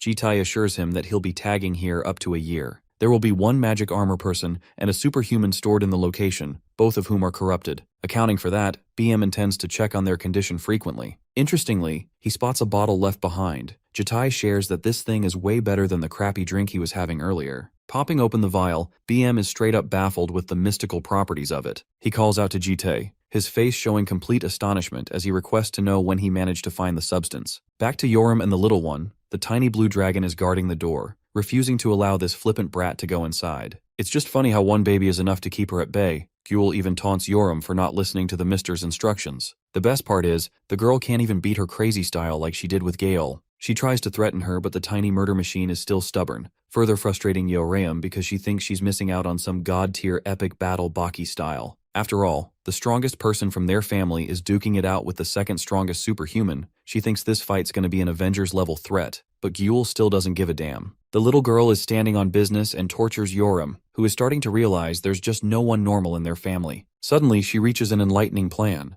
Addressing little Gael, she starts talking about how the baby is sad because Jite hasn't gotten the chance to play with her. The red dragon persuades her by striking a deal, suggesting that she'll convince him to go on a solo trip with them. The trip will include amazing snowy mountains and delicious ramen feasts, coloring little Ghoul's imagination. The very thought excites the little one, just enough for Yoram to shift their positions and allow her to run the F away. But the moment she tries to open the door, Jite whacks it open and knocks her ass out again. The girl is so bummed out that she couldn't see their epic fight, though Papa over here denies any such thing and allows her a chance to brawl with the man himself. BM comes along and casually taunts her that he never goes easy on his opponents. But to battle the crazy red dragon, this is everything she wants, so she's ready to spar with excitement. Chugging his drink down earlier, BM scoffs that the scent is something so perfect that it can't be found on this planet. This means the liquor is from the other planet, Arendoth, the same place where he disappeared for 15 years. He's shocked that the guy managed to find something that wasn't even available on Earth. Bro's in love and straight up kissing the bottle right now, to the point he's happy to lend the room for 10 years at this point. Jite heard the clamoring outside and decided to ask him for a favor, which happens to be what BM is doing right now. The second strongest superhuman faces a little girl who is excited to play with him. My guy thinks that it'll be a fun pastime while he can go check the room. BM also learns that they're his daughters. Jite confirms this information himself while little Ghoul shies away from looking at the new friend. Back to Yoram. She's out here unable to contain her excitement, showering him with praise. How pictures of the guy are circulating all around the world. This makes him wonder if she thinks of him as a cool person, but she shoots his ass down by saying he's a loser gamer nerd. What she's really curious about is if the guy is stronger than Javier, a name that he hasn't heard in a while. BM recalls that the guy went blind, making him wonder what happened. The little girl acts like she doesn't know a thing, though BM can confidently assert that there are at least 5 superhumans stronger than him, and BM happens to be even stronger than all 5 of them. Bro is aura farming right now, and this dragon girl is falling for it too. She views him as an amazing figure. The mad scientist takes her to a room specifically used for combat assessment, since he doesn't want more of his stuff destroyed. Before he can even say start, Yoram crops up a heavy fist and flanks him, only to get her attack blocked. Her fist is heavy. BM looks down at her for attacking with such impatience, but it's a fight that she's been dying to have, especially since she hasn't fought anyone except weak people this whole time. BM commends her passion and hastens to fight her with his cursed arm. While their epic duel is going along, things are on the calmer side for Jitai, who discovers the labyrinth room and then utilizes his portal to transport both corrupted beings here. He instructs them to only stay here until they're better, something they don't rebel against. Also, our guy turns around to find the Crystal of Paradise, an object he hasn't seen in quite a while. This thing is actually crafted in a dimension way beyond their understanding of magic. The same crystal is meant to keep humans happy and full, but the same joy is manipulated and forced. For example, in one of his past lives, Jite had to shove the red dragon in here for a while, hoping to contain her anger. But even as he did, Yoram found herself so disgustingly in pain that she begged to be killed instead. The whole thing blew up in a failure, but he's hopeful for these two. By the way, even with short exposure to the crystal, Gyul is already losing it in a funny way. In the next scene, we return home with Bomb holding the baby dragon, finally understanding what created the huge mess. Jitai shares that they won't be seeing the janitor guardian for a bit, which is lame in Gaol's eyes. Yoram seems to get frustrated all of a sudden and shouts at her for trying to stay by his side. From the looks of things, Bomb can tell that something must have happened because the red dragon is injured. Jitai, on the other hand, reflects that this girl got humbled and curb-stormed in the fight. Back in the red dragon's room, Yoram is sulking over her defeat. She lost so miserably that it physically agitates her, making her realize that there are so many forces out there more powerful than even him. Jewel comes along and suddenly startles her, causing her to fall and hit her head. Yoram shouts at the brat for not seeing the big sign outside the door, insisting to knock. By the way, this kid is here to make her uphold her side of the deal. You see, all those sled and noodle talks have to be backed up now too. Yoram realizes that she's talking about the whole trip, but she thinks it's cheating because Gyul didn't move out of the way. She plops down back on her bed, refusing to persuade Jite, especially when their deal never made it through. To make it worse, Yoram orders the little one to get out since she's already in a bad mood. So then Gyul uses her ultra-secret super-duper powered move called, "I'm gonna cry if you don't help me, bitch." Yoram feels guilty and well, in the next scene we find her arranging a meeting with Papa. Gael leads the charge and hesitantly asks if he's got time to kill tomorrow. At BM's good old lab, the Chimera is sweeping the place down like a seasoned maid. This alcoholic dumbass is already regretting drinking half of the whole thing, but what bugs him even more is the concerning identity of Jitai. After all, the guy somehow had access to Arendoth's liquor and has formidable knowledge about chimeras too. Setting aside the vial, BM deduces that perhaps this man is also a returner from the same world just like him. That's the only logical explanation why someone like him has such dark circles too. BM is excited and wants to ask him the next time they encounter each other. Interestingly, the Chimera picks up on the man's hair, which BM immediately realizes is Jite's hair. This is perfect for the nerd who has a whole new gift to work with as a lab experiment. Anyway, that creepy scientist aside, we go back to Gael's pretty little request. Her papa confirms that he's free and asks what she wants. Mustering every little bit of courage she has, the blue dragon suddenly puts all the blame to Yoram to handle things for her. Jite actually takes issue with this and slanders the red dragon for forcing a child to say such stuff. Gyul glances at Yoram with great anticipation. Just her eyes show a kind of trust that she expects her sister to live up to. The red dragon crops up a smile and completely fucks everything up by asking this guy on a date. The funniest part? Bro even accepts the offer, leaving Gael's expectations completely floored. The poor girl is destroyed while this guy is actually interested in taking her for a rematch against BM if she wants. Yoram declines the offer and tells him to have the date with the blue dragon since she wants it the most. Aside from that, she wants to talk to him about a personal matter upon his return, something that is truly serious. Silence ensues when Yoram leaves. Jitai asks Gyul what she wants to do. The little blue dragon blushes and requests to go sledding. The scene cuts to the Himalayan mountainous regions, where these two are actually having serious fun on a sledding descent. Our big guy is unfazed like usual, even bouncing off the edge of the mountain without a care in the world. This kind of height thrills the little one, before they land with a heavy crash. Gyul finds the activity pretty fun, even if her legs have gone numb from the fear. Jite pulls her up and puts the little one on his back, asking if this is more suitable. Gyul ends up covering Bro's eyes, concealing his vision. Instead of letting go, the cute marshmallow proceeds to cover his nose too, before inevitably covering his mouth as well. It's so cute to see this moment, and by night, both father and daughter are done with a heavy meal. The hilarious part is how this little dragon alone managed to eat 20 damn packs of ramen by herself just now. Gyul watches his socks from the side. Jite questions what she's trying to do, and like an excited baby, she tries to pull them off. Being a responsible parent, Jite urges her not to play with his socks since they're dirty. Instead, she wants to play with his hair, but unfortunately, Gyul shares that she ended up losing it. She even makes a cute face to apologize. Making sure his daughter stays happy, Bro plucks another strand and gives it to her, reminding her that this is the last time. He also doesn't want her to use others to talk about playtime, insisting that Gyul ask directly, because he'll always make some time to play with her. The baby dragon is really happy hearing that, and soon after cozily sleeps with her teddy. Watching her sleep so comfy like that, Jite recalls that today is actually the same day the blue dragon receives her first revelation. Because you see, during the lifespan of a dragon, they find fitting values in fitting environments. For example, the green dragon focuses on art and craftsmanship. The gold clan acts as deities, while the red clan are battle-hungry warriors on the battlefield. Finally, the blue dragon is the freest of all of them, having no set purpose beforehand. Instead, the moment when the child reaches 80 days of age, they receive a revelation from the previous lord. It's kind of like the Avatar state. The wills of the predecessors are interconnected to give different tasks to new blue dragons. These tasks become the very lifeline of a blue dragon, their own destiny. Currently, Gyal is sinking into the abyss with one of the predecessors, a supreme blue dragon that addresses her as his child. The blue dragon hears an unfamiliar voice, one that calls out to her, a voice that soothes her even though it comes from a godlike dragon. This is supposed to be her grandfather. The creature welcomes her, congratulating her for leading a healthy and happy life. Gyal agrees, and confirms that there's someone wishing happiness upon her, just like she is for that man. Because of that, her predecessor explains that she has to carry out a grave task because the future is dark. It's possible that she will lose some of her allies, but during that time, it's necessary for the girl to protect what's important to her. Also, that giant thing just now transformed into a human to make the artist's life easier. Gyal feels doubt in her strength, but her grandpa points to her heart, which matters most since it will gauge who she needs to protect and how. With her determination, she will succeed in protecting them. In short, Gyal's only revelation is for her to protect the ones who she holds dear in her life. The tiny daughter is tasked with one simple mission, and with that revelation, the dragon dissipates into the void. With newfound resolve, little Gyal hopes to become big and strong to protect her loved ones. In the next scene, we arrive at a coffee shop for a meeting between Jitai and his shadow, who apologizes for not being proactive enough. More importantly, our guy wants to know information regarding the invisibility. The shadow brings up Malaysia's ball, which is supposed to be some rare kind of dungeon, considered to be grand and very difficult to conquer. It's impossible to tell what room contains what trial, and even top rankers end up risking their lives for it.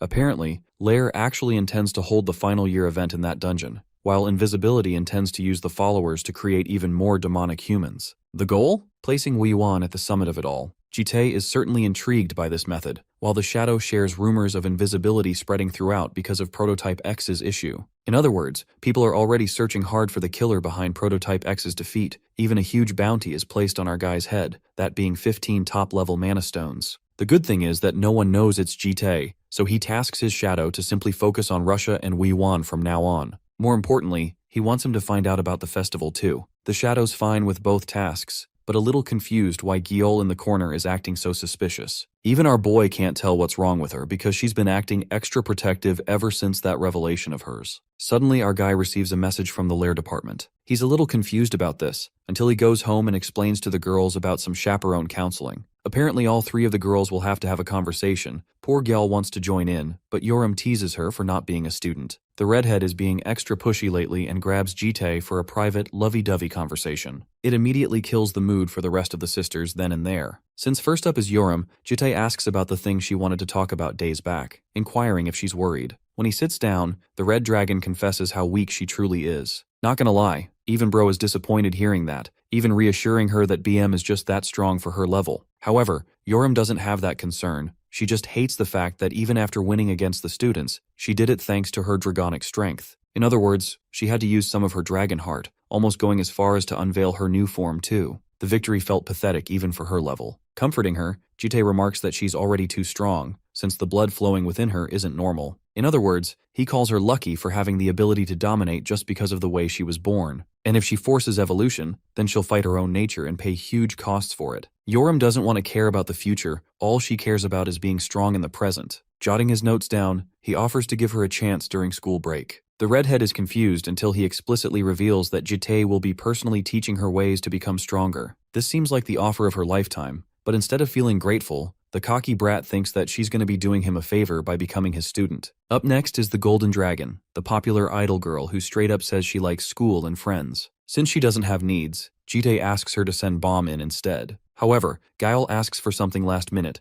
requesting to go to some kind of dispatch. Apparently, the academy sends students to military bases and she's interested in going. When asked why, the Golden Dragon shares that she's intrigued with volunteering work and meeting new people. She also heard that she could do performances for the soldiers, something really in tune with her nature, even though she thinks he would never allow that. Papa over here considers it, and explains that they'll talk more later on the subject. In his thoughts, he thinks her desires are aligned with the golden dragon's nature. Finally, there's Bomb. He asks if she's doing all right, to which the green dragon simply shares how her life has been simply about taking care of herself and her sisters. When asked about her needing something, Bomb assures him that she doesn't like creative stuff merely because of her association with her clan. Also, she's the first person to ask if Jitai needs something instead. In fact, the girl is out here making the wildest moves, snatching his clipboard and teasing him for being in need of some love perhaps. Jitai concludes the conversation, but Bomb over here doesn't want to stop. The girl is so bold that she straight up sits on this guy's lap, while he's having to remind her that people generally don't talk like that. He even tries to weasel his way out by saying his knees hurt so she should come down, while she teases him by scribbling down notes on the clipboard, calling him an old man. Jitai orders her to stop,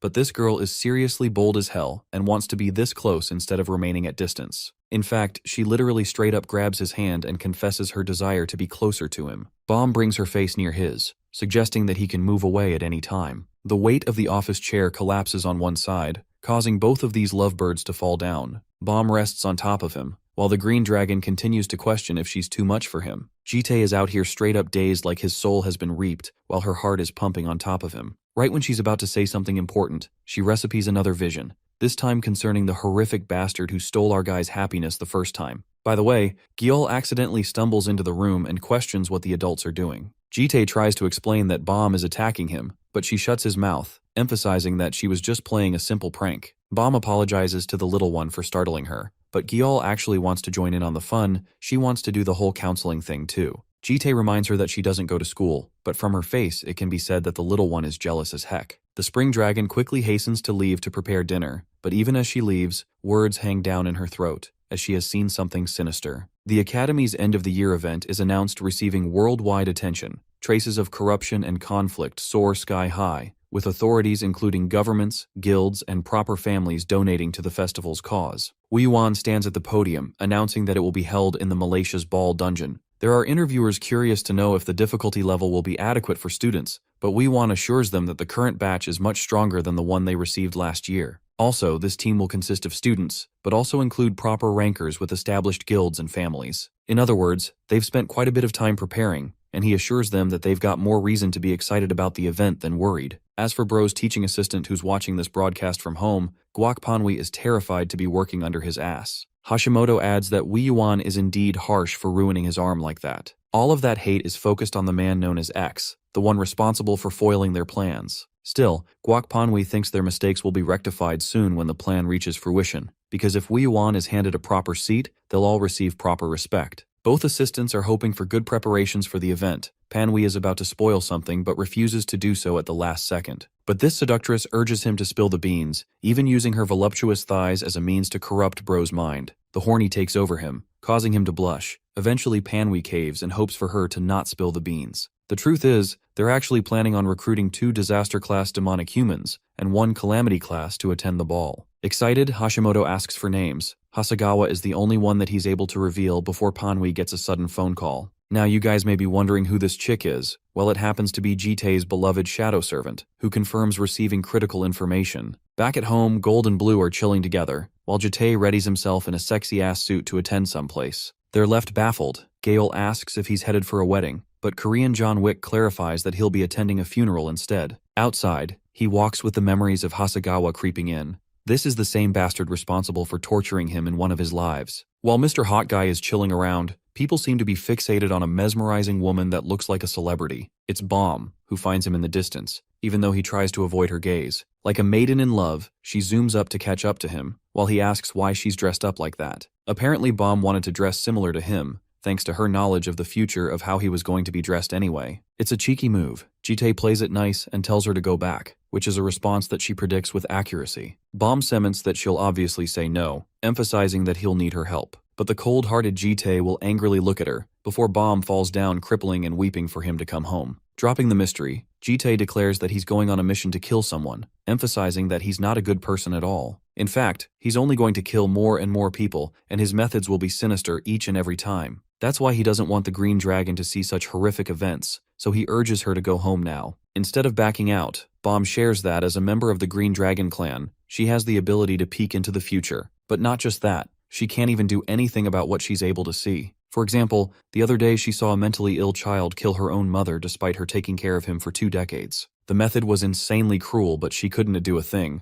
But when it comes to him, she wants to do everything. She wants to help him like that one time how they saved a woman together. Hearing those words, Jitai actually lets out a sigh and ends up submitting for the first time ever, with the condition of sending her home if she messes with his mission. An excited Bomb is the happiest she's ever been, and the scene takes us to Kyoto, Japan, where the puppet master Hasegawa is readying up to take his leave. Let's cut to the fancy-looking Grand Hotel. Jitai and his Valentine enter the hall, and the first thing they see is even fancier-looking couples just bawling it out. She's surprised that this is the location where he's going to have this supposed death match, and though she did manage to catch glimpses of it using her ability, she's seeing it for the first time in person, so it's still overwhelming and confusing to her that a fight is going to break loose here. Jitai moves forward, urging that she keep her guard up because there are enemies around, even though she senses that there aren't any demonic humans around. One woman comes along. She's a blonde with a fancy red dress expressing her interest in Jitai's family. The guy casually states that he's from the Konotsuke family, the same clan that loves operating in secret. At the same time, she had no idea this family had such a looker, making Bomb a little jealous. She desires to share a dance with him, but he refuses on behalf of not knowing how to dance.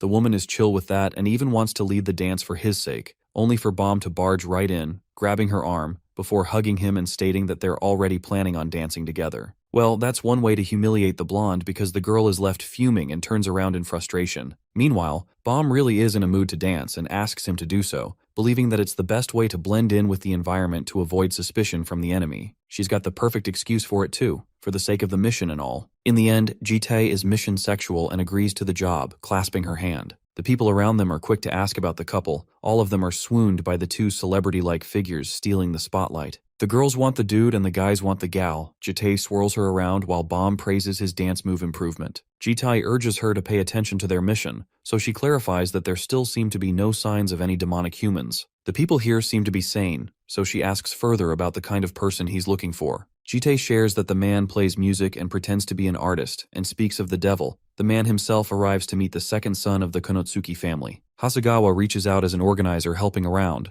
apologizing for interrupting their fine dance. He also learns about the gorgeous Bomb, who introduces herself as Haru, or his secretary. The spring dragon praises the old man for his fine music, while Hasegawa acts humble in front of her. Closering on Jitai, she insists on becoming a pair of butterflies to steal the limelight of the party. Hasegawa laughs, insisting on greeting her as the mistress next time with the way things are going. Our boy is starting to think that she's overdoing her part, but the spring dragon teases him not to make awkward expressions. Forgetting about her, our boy asks the old man when his performance will begin, and learns that it's about to start. Bomb is thrilled to hear it for the first time, while the old man hopes that it leaves a mark. With him aside, she realizes that Jitai wants to smoke this guy, except that's the tricky part. This fucker is actually immortal. At the same time, each resurrection takes him a while, specifically 10 years worth of wait. Now the original plan for Jitai was to annihilate this whole party alongside the fat old man, but he's fine with letting some entertainment carry on. Bomb can understand where he's coming from, while Hasegawa's performance takes the center stage. The Green Dragon is out here playing full baddie mode because she's invested in finding a method to kill the old man for good.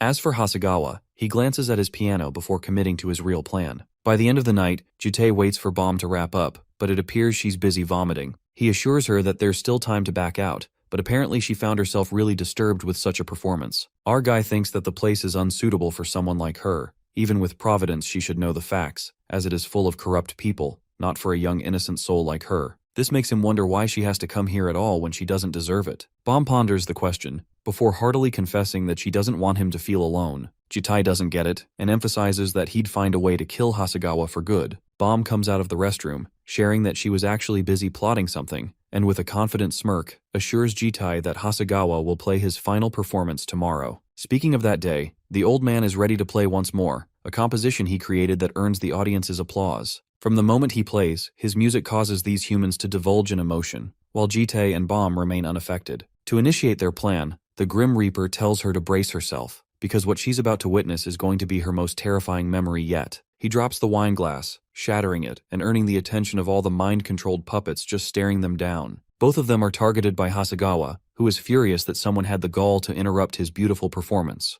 While everything goes nuts, our boy and the girl just stay chill. Looking at the people around her, Bomb realizes that none of them is actually alive. We go back a few moments earlier when Jitai asks her if the people at the gala are actually corpses. The girl confirms it, saying that they are all just puppets being used by Hasegawa. When our boy asks her how she is so sure, she reveals that she can tell because she is a dragon. By touching someone, she can sense if they are alive or not. When she touched one of the girls, she did feel a bit of life, which bothered her since it seemed like the only part of them alive was their ears. Our boy reveals that the man has a hobby of collecting human ears, which means that he pasted them onto them so they become his puppets that can only listen to his music. He realizes he was too impatient in his past lives when he killed Hasegawa before finding out about this secret. Bomb asks about Hasegawa's immortality and explains how demon contracts work. She draws a picture to show that if a demon fails its goal after transforming, it has to go through a molting process. She excitedly suggests a plan to fix things, and our boy agrees because he wants to force Hasegawa to show what he is hiding. With this, he decides to go with the plan Bomb came up with. Back in the present,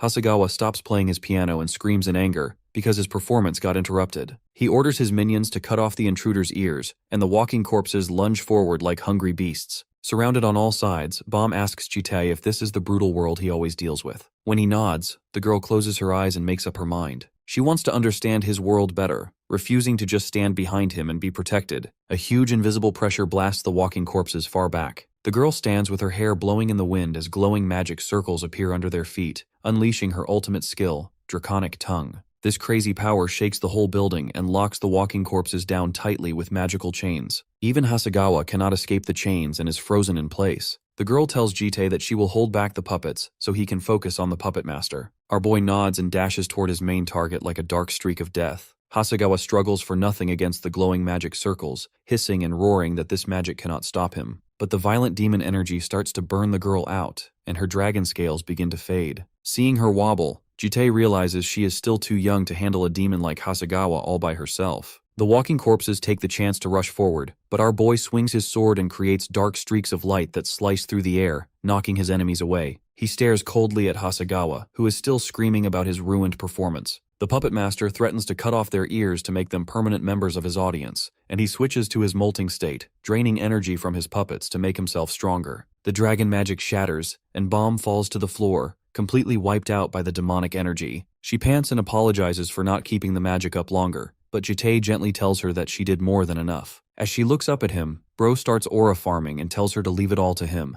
Meanwhile, Hasegawa lunges forward crazily, screaming that their presence is just annoying noise, insulting his art. The girl warns the hero as the demon closes in, but it seems like it's a bit too late. Even the puppet guy thinks he's won until he hears our boy talking about some ancient tradition where they cut off the ears of the nobles. He asks the man if this is where he got his inspiration and comments that his music sucks. The puppet guy isn't going to let him talk trash about his music, but before he can say anything, his head gets chopped right off his neck. The power of the slash is so strong that the skyscraper shakes, and Hasegawa's headless body is left standing there. His head rolls across the floor in a pool of black blood. Our boy stands there emotionless and announces that playtime is over. As Jitei stops the head with his foot, the girl looks at him and realizes just how strong he is. As she calls out to him, he assures her that the puppet master won't die from this. Just then, Hasegawa starts laughing and admits that our boy must know him pretty well. He has a power that surpasses most superhuman rankers, and he knows about him, which can only mean that he is X. The demonic guy starts asking him about his goals, commenting that he must want to achieve world peace or something, but our boy shuts him up,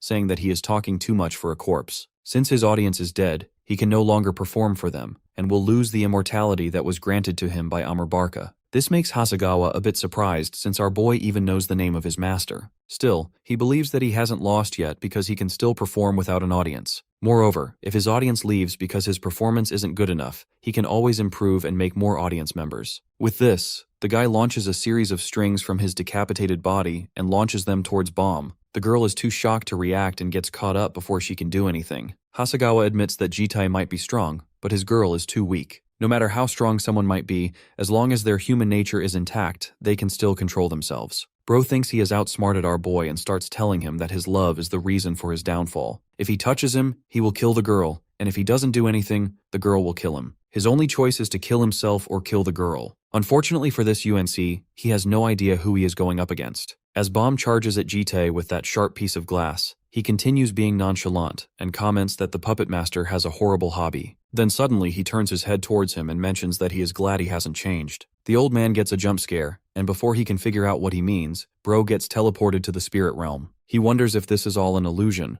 but Bomb appears behind him and reveals that he is actually in her mind's realm. Instead of being controlled by him, she is actually controlling him through those strings. The old man realizes that the girl is not human and tries attacking her, but it's a bit too late for that. Bomb reveals that her source of power comes from the green dragons, and even though she is weak, she will never lose to someone like him. Hasegawa remembers hearing about the green dragons, but he always thought they were a myth. With him completely tied up, the girl finally tells him that he was also wrong about her being Jitei's lover, at least for now. The guy starts screaming as he is once again teleported to a different location. This time, he is sitting on a piano in a cathedral. Jitei tells him that the hotel collapsed, so he took him somewhere else to finish his performance. This is the same place where he puppeteered humans to brutally slaughter each other. Among them was our boy, who was made to kill the very woman he loved. Jitei stands there in silence as all those memories rush back to him. He then announces that this will be the final stage for this demon. Hearing this, Hasegawa laughs and reminds him that he has literally sold his soul to the devil in order to make music. As long as his audience remembers his performances, he will not die. Bro gets a bit too excited and reveals that since they are alive after hearing his performance, he can't be killed. Our boy suddenly picks up his head and admits that he might be right. However, this doesn't mean that he can't be killed using a different method.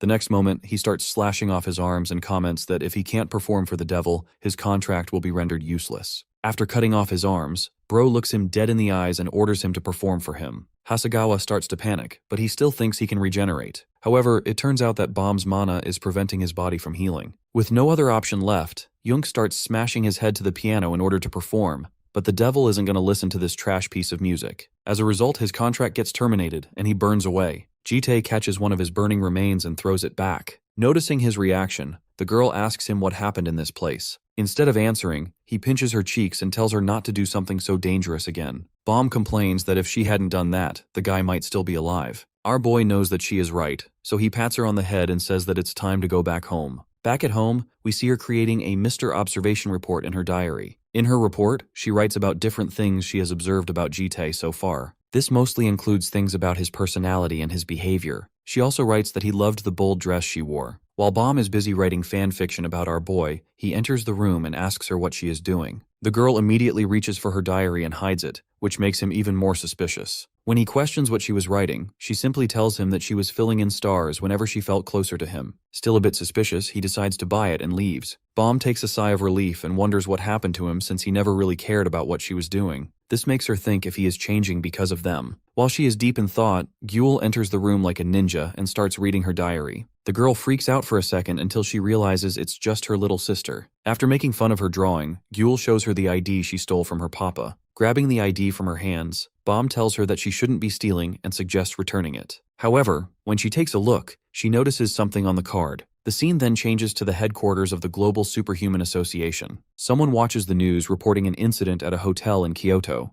According to the initial investigation, the likely suspect is a superhuman. Jefferson Antonio, the association assistant, gets frustrated listening to the news and asks Minamoto, who is the 13th ranked superhuman, for an explanation. Instead of giving him an answer, she looks away and simply stands there in silence. The guy continues screaming that they don't know anything about the incident or the culprits behind it. Hearing all this, the girl sighs, saying that he is being too loud. This pushes Bro to the edge, and he shouts at her to find out the people responsible for this since his boss wants answers. The girl tells him that she will look into it and begins to leave when he calls her back and shows her a report submitted by an anonymous person. It's about that Lairs end-of-the-year event in Malaysia's ball. The report mentions that something is going to happen at that bar. Hearing this, the girl asks him if it's about demonic humans, and the man confirms it. Turns out that some disaster-class demonic human and a calamity-class demonic human have infiltrated the alliance. This finally gets Minamoto's attention, and she slams the table, asking him if he can take responsibility for what he just said. The guy reveals that the report was found on his desk, which means that whoever delivered it was skilled enough to sneak inside. At first, he ignored it as a prank, but after thinking about it, he realized that it actually makes a lot of sense. The girl then asks him why he is telling her all this. He explains that Malaysia's ball is in Japan's territorial water, and according to their intel, the demonic human squad from the Balkans is headed there. Her job is to eliminate this threat while they look for the infiltrators in the Alliance's special forces. All of this is a secret, so they can't let this go public. After leaving,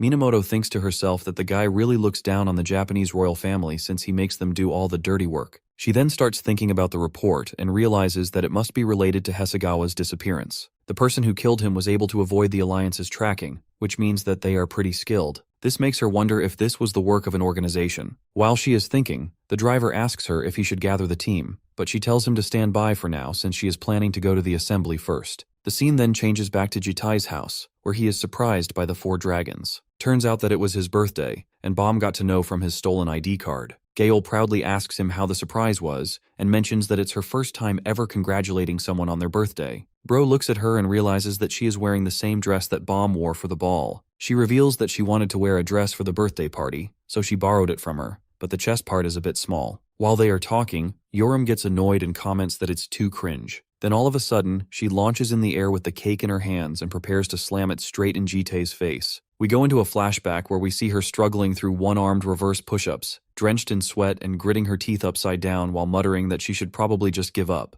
To her, it feels totally ridiculous for someone from the noble fire dragon clan to be learning how to fight from a human. She figures if anyone ever finds out, even a stray dog passing by would roll on the floor laughing. But then again, looking at our boy, she's not even sure he's actually human. She knows she has zero chance of beating him, even in a fight to the death. It's frustrating, but she at least wants to get back at him once, just to feel a little satisfied. Because of that, the fire dragon decides to ambush him with a birthday cake. Right now, Jitai's holding little Gyul, completely off guard. Yoram smirks to herself, thinking that since his hands are full with a kid, there's no way he can defend himself. She yells out a happy birthday and lunges forward like an arrow. Our boy just stands there calmly, watching the girl fly toward him with the cake. But little Gyul senses something's wrong. Suddenly, memories of her grandfather flash through her mind. He told her to keep what matters most to her safe, no matter what. With this, she quickly forms a shield around the hero to protect him and blocks the attack. The cake soars through the air and lands smack in the middle of a bewildered Gale's face. The room goes dead silent, and Yoram scratches her head,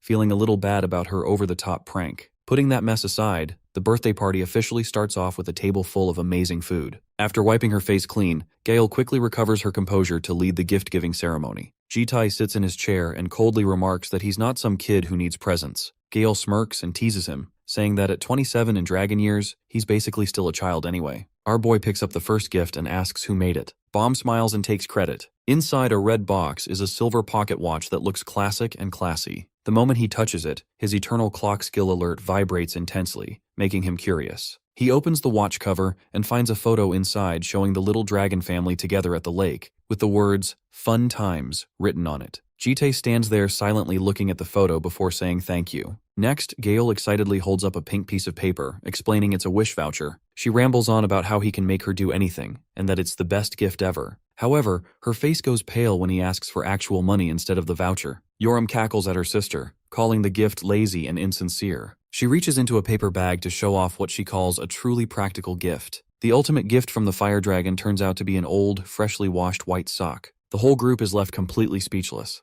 Yoram happily explains that she wears this sock all the time, but washed it her own way before gifting it. Initially, our boy feels a bit confused, but the sisters react like it's a big deal. He suddenly remembers that little Jewel also sneaks looks at his socks sometimes, and directly if socks hold some spiritual meaning for them. Gayul tries to explain, but her sister quickly covers her mouth, telling him it's nothing and not to guess. Dropping the sock issue, she tells little Gyul to hurry up and show her gift. The shy little girl walks up to our boy and softly asks him to close his eyes. Jitai obeys, wondering what the kid's planning. When she tells him to open them, he sees a necklace with a tiny glass vial hanging in front of his chest. Bomb explains that she and the little girl made it together very carefully. Inside the vial is one of Gyul's dragon scales, and the chain is braided from her own hair. Hearing about the hair chain, Jitai pauses and asks if exchanging hair has some deeper meaning. Bomb waves her hand, saying there's no hidden meaning. It just shows how much the girl likes him, so he must never lose it. Jitai nods with a smile and promises to keep the gift very carefully. Gyul stands nearby in complete shock, unable to believe this cold uncle is actually smiling. After that, our boy tells everyone to go to bed early. The scene then shifts to the freezing Marie Birdland in Antarctica. This is the only part of Antarctica not claimed by any country, but a secret underground organization is currently building a base there. Unlike the International Superhero Association, this group is a collection of powerful individuals who only want to wipe out demons. The members include Minamoto Ai, a female prosecutor for the Japanese Imperial Special Mission Bureau, who ranks 13th in the world. There's also BM, the first person to return from Aranuth, who holds the second spot in the global superhero rankings, and Myung Yongha, a druid of regeneration ranked 9th in the world from Korea's famous magic clan. Right now, he is crying bitterly and constantly calling out Minamoto's name. She walks into the room, sighs at the scene, and asks the scientist what's wrong with him this time. The guy falls down to her legs, sobbing that the doctor just shared some massive news. He explains that his wife is finally showing signs of recovery after so many years. This amazing news stuns the whole group because her illness was always considered incurable. The concentration of ancient viruses in her body is dropping fast, which is a miracle that no research could achieve over the last 10 years. The guy tightly holds BM's hand, confirming it's all thanks to that medicine he made. BM modestly downplays it, saying the herb itself just acted as a powerful antibiotic to destroy the virus. He curiously asks where he found such a magical medicine, noting it was never even seen in Arendoth. The guy reveals he received it from a stranger he met along the way, stating he was no ordinary person, but someone incredibly powerful. Hearing this, the BM begins to wonder if this is the guy he was looking for. Just then, Minamoto interrupts and pulls him into a corner for a private chat. The man stands behind them, muttering that the two will fall in love and find happiness. She coldly finishes congratulating him on his wife's recovery and walks away. BM follows her in confusion, jokingly asking if she's suddenly developed feelings for him. She shuts down that thought instantly, saying he's not her type. Her face quickly turns serious when she reveals that it's about Hasegawa and a Calamity-class demonic human. The two head out into the hallway to keep talking. BM points out that Hasegawa's disappearance and a strange report sent to the Hero Association headquarters are both the work of the same person. That report mentioned a disaster-grade monster would appear, and Hasegawa is definitely one of them. The girl sighs and admits that, looking at the situation, that seems to be true, though she isn't entirely certain. For now, the association plans to go ahead with the year-end event. They've asked her to quietly deal with the monsters gathering around the area while they search for any hidden monsters inside the association itself. Hearing this, BM laughs out loud, calling them idiots and saying it'll be a miracle if they actually find anything. He notes that she and her allies are the only ones doing the real heavy lifting, but asks if she really needs to keep this a secret from the tree. The girl replies that it's a matter of life or death. She feels it would be too cruel to force someone who just escaped 10 years of torture and hell to return to that nightmare again. Hearing this, BM asks her since when she's been this gentle, joking that he's so moved he could cry. That ticks Minamoto off, and she threatens to off him if he doesn't knock it off with the jokes. He gets back to the point and asks what she actually wants from him. She asks for his help tracking down Hasegawa and finding out where that recent report came from. BM pouts and reminds her he's not some detective whiz. But then an image of Jite pops into his head as he mulls it over. He heads up to his room, and Minamoto asks if he's thought of something. BM grins and says he's got someone suspicious in mind. Meanwhile, the scene cuts back to Jite's place, where the gang's still celebrating his birthday. After a long grind, they finally polish off all the food on the table. Gail yawns and rubs her belly, saying she's totally stuffed and sleepy before heading off to her room. Our boy checks his watch and sees it's already 1:45 a.m. He notices little Gyul starting to doze off, so he gently touches her cheek and tells her it's time for bed. In her room, Bomb's writing in her diary, noting that it's December 12th and Jite's birthday. Suddenly the door opens and he walks in with the little girl. He asks if she's still awake, and Bomb quickly slams her diary shut, blushing. She shouts at him for barging in without knocking, but he explains he's just there to put Gyul to bed since they share the room. As our boy turns to leave, the little girl reaches out and grabs his shirt, asking him to sleep with her. He tells her he needs to sleep in his own room, but she pouts, looking disappointed. Bomb steps in and asks Jitai to stay until the kid falls asleep, reminding him that Gyul even gave him a birthday present. Hearing this, he gives in, and the three of them lie together on Bomb's bed. Our boy feels awkward because the bed feels way too small, but Bomb tells him it's only 'cause he's too big. He notices Gyul's eyes are still wide open, and Bomb explains the kid's probably just excited to sleep next to him. She tells him to stroke Gyul's head to help her doze off. Jitai hesitates but then plops his hand heavily onto the little girl's stomach, making her jump. Bomb tells him to be way more gentle. He tries again, softly stroking the little girl's head. Relaxing from the warmth of his hand, she quickly falls sound asleep with her finger in her mouth. Seeing this, Bomb compliments him on his soft hands and says she's surprised at how fast the kid passed out. He tells her to go to sleep too. Instead, she asks if he'll help her sleep as well. She complains that lately she keeps seeing scary prophecies. The MC brushes it off as just a nightmare, but she reminds him that he's her guardian and she's still just a kid. Finding her pouty attitude hard to resist, he asks what he should do. Bomb takes his hand, places it on her cheek, and tells him to stroke her just like he did with Gyul. Feeling the softness of her hand, Jitai gets flustered and blushes hard. He quickly turns his head away, says he's tired, and bolts out of the room. Outside, he wonders if he's gotten too soft and caught up in daily life. Just then, his system sends a notification via Grand Clock EX, confirming that a target's been exposed to a small fragment of malice. The target is the 30-man Airborne Special Forces. Our boy feels a wave of relief, since he's more used to dealing with this kind of stuff. The scene shifts to a construction site, where a worker is getting slammed hard against a wall. Another worker steps up to complain, asking if members of the Superhuman Association are even allowed to do this. The attacker is a muscle mommy with blonde hair who is a part of the association. Dude tells the worker to get lost because she doesn't even know why she's doing this himself. The roid rage hits her hard and she threatens to kill him. We learn that this aggressive bunch is the 30-man Airborne Special Forces, a muscular combat unit of the Global Superhuman Association known for dungeon raids and counter-terrorism. Jitae used to be a temporary member of this unit during his early and middle life loops. He walks deep into the construction site and spots the two workers running away in terror. They warn him that it's dangerous and tell him to run. Suddenly, a loud stomp echoes and the blonde woman appears.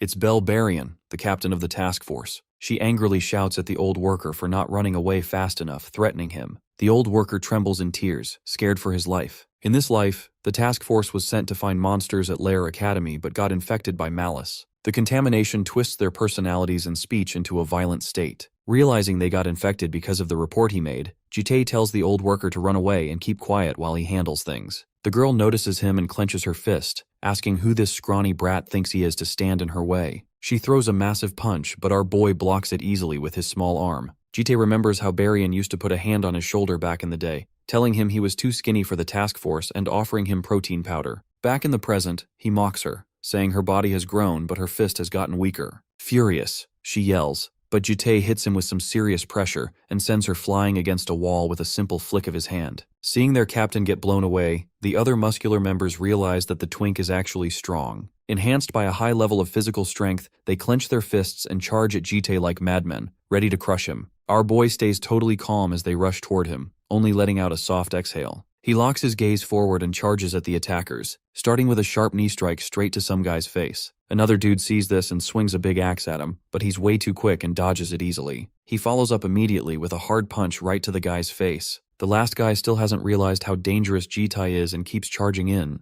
The men yell, convinced that no matter how strong this scrawny dude seems, there's no way he can handle all of them swarming him at once to crush him. Suddenly, our boy pulls out a special combat move called Blade Gulliquar Combat Arts. In an instant, he lands a critical hit to the back of each person's neck. He mutters to himself that he's a bit rusty since it's been a while since he used this skill. Jitae finds the side effects of the technique annoying, and wonders if Yorum will ever be able to pull it off properly. Right then, a huge crate comes flying at him from a distance. He calmly turns around and uses his arm to easily slice the heavy box in two. Barian regains consciousness, whips out a level 3 relic weapon called the Rui Jingu Nunchucks, and lunges straight at Jitae. Facing this brutal attack, our boy uses just one hand to block it easily. He simply crushes the weapon with his bare hand, leaving the girl in complete shock. Seeing her sitting there dazed on the floor, he steps forward and asks if she's finally calmed down a bit. The girl still can't believe her eyes and asks who he is. Jitae replies that she doesn't need to know, ordering her to follow him obediently so he can cure her and her crew. That stings Barian's pride, and her face darkens as she asks if he is seriously telling them to surrender. Without hesitation, she rushes over and grabs him tight to pin him down. She calls Jitae an arrogant villain and warns him not to underestimate them, shouting that they're warriors who risk their lives on the front lines and don't fear death. Our boy tells her that he has no intention of killing them, but the girl refuses to believe him and tells him to shut it. She then orders her warriors to stand up and fight to the end for their pride. Seeing that the group's hopeless, Jitae uses his power once more. He thinks about how their annoying personality hasn't changed, but this is why he liked them. The next moment, countless souls pour out from Jitae's body, which freaks Varian out. He looks the girl straight in her eyes and asks if she is ready to cooperate now. Bro summons his stolen powers, including the Fallen Angel Legion, the Heavenly Eye, and the Shadow of the Grand Duke. Before long, he has the whole group neatly under control. He uses his Grand Clock authority to start cleansing the 30 contaminated targets, and the system confirms the presence of traces from beyond the horizon. The Grand Clock authority collects the surfaced malice, pushing the progress bar to 15.3%. Once the process finishes, the glowing particles fade away into the air. Jitae wonders if 30 mentally contaminated people will fit into the lab and decides he should bring some good wine to smooth things over. The scene shifts to BM's lab, where the Chimera places a magic stone inside a level 4 artifact called Hera's Kaleidoscope. BM feels pretty satisfied, eager to finally test the machine. He's been trying to study a strand of hair that Gyul lost, but ordinary equipment was useless. With this artifact, he's confident he can find the source of her power. While he works, a hand touches his shoulder from behind. Annoyed, he says he's busy and tells the visitor to get lost, but the hand keeps touching his shoulder, making him mad. When he turns around, he finds our boy standing there with a bottle of wine. He coldly notes that this is where Gyul's lost hair ended up. BM tries to make an excuse, saying he just found it on the floor while cleaning up after his last visit and had no bad intentions. Without a word, Jitae takes the hair and destroys it. BM panics at the sudden loss but quickly shifts back to business, asking what brings him here. Our boy explains that he has more corrupted people. BM accepts the wine gift happily, but when he looks back and sees a massive group of giant men sitting in rows on the ground, he's completely helpless. He complains that 30 huge soldiers are way too many for his space and realizes his lab's gonna have to be expanded. He sighs, feeling like Jitai's made him a beast of burden yet again.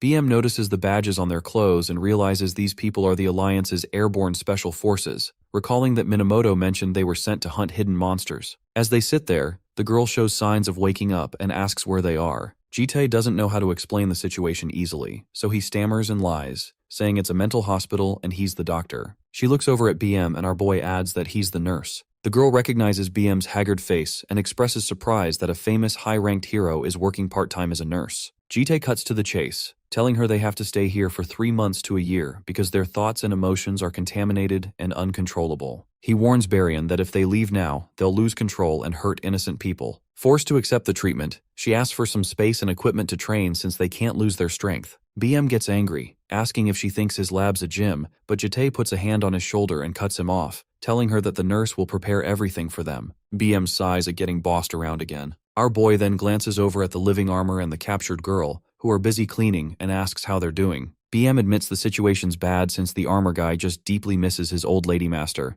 but the real issue is the girl, who has absolutely no will to live. Hearing this, our boy walks over to the girl while the living armor quickly joins the commandos to lift weights. He asks the girl if something's bothering her. She recognizes him and apologizes for causing a scene before. He sits with her and tells her to let it go. The girl opens up, asking if the newcomers are from the Alliance. When Jitai confirms it, she explains her tragic past. She used to work at a small countryside orphanage. During a massive flood, the other adults ran away, leaving her alone with the kids. She hid the children inside and went out to check for monsters. Though the monsters missed the building, a blinding flash of light suddenly leveled the entire orphanage. It was friendly fire from the Global Superhuman Association's artillery. She was the only survivor and blames herself for their deaths, explaining that a dark entity took her over afterward. Jitai asks if seeing the Alliance members makes her uncomfortable, but she surprisingly says no. She explains that instead of feeling pain, she actually feels strangely happy since arriving at the lab. Sitting, cleaning, and reading boring magazines all feel fun to her. She lies back on the ground, crying out that a terrible person like her shouldn't be allowed to be happy or keep living.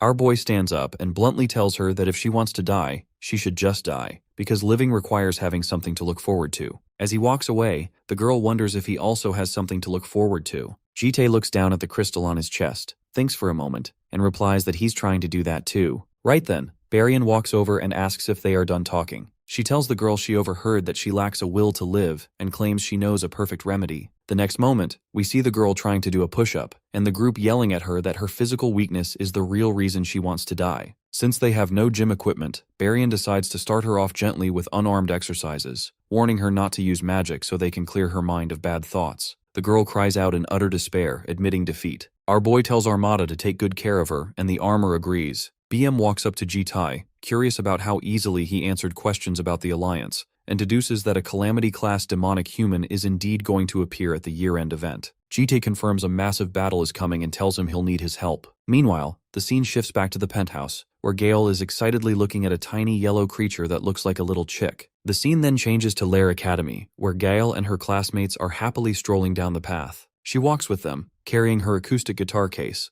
wondering why their classes ended so early today. Her friend explains that a huge problem just broke out at the Mythical Creature facility. Mythical creatures are magically awakened animals that hold high-density mana, and some superhumans tame them to work together. Her friend notes that since the main disaster alarm isn't going off, the escaped creature is probably not that dangerous. A classmate suggests they all head downtown to check out a new cute cafe, take some pics at a photo booth, and hit up the local amusement park rides. Gale looks down sadly and tells them she doesn't think she can go. Her friends immediately realize her guardian's way too strict, and they complain that he's being super overprotective. They figure he's just trying to keep her safe because she's so pretty, and they promise to buy her a cute keyring to make her feel better. They wave goodbye and head downtown. Gale waves back with a bright smile and tells them to have fun, but the moment they turn around, her smile completely drops. She walks alone, telling herself that Jitai's only looking out for her because she gets really anxious in crowded, noisy places, though she feels fine now. Then, her inner rebellious teenager flares up. She wonders why he hates her playing the guitar so much, complaining that she can't even practice at home because she's always walking on eggshells. She has no idea that Jitai's actually traumatized because she committed suicide as a broken pop idol in past life loops. She runs through the streets, spinning like a top in her cute chibi form,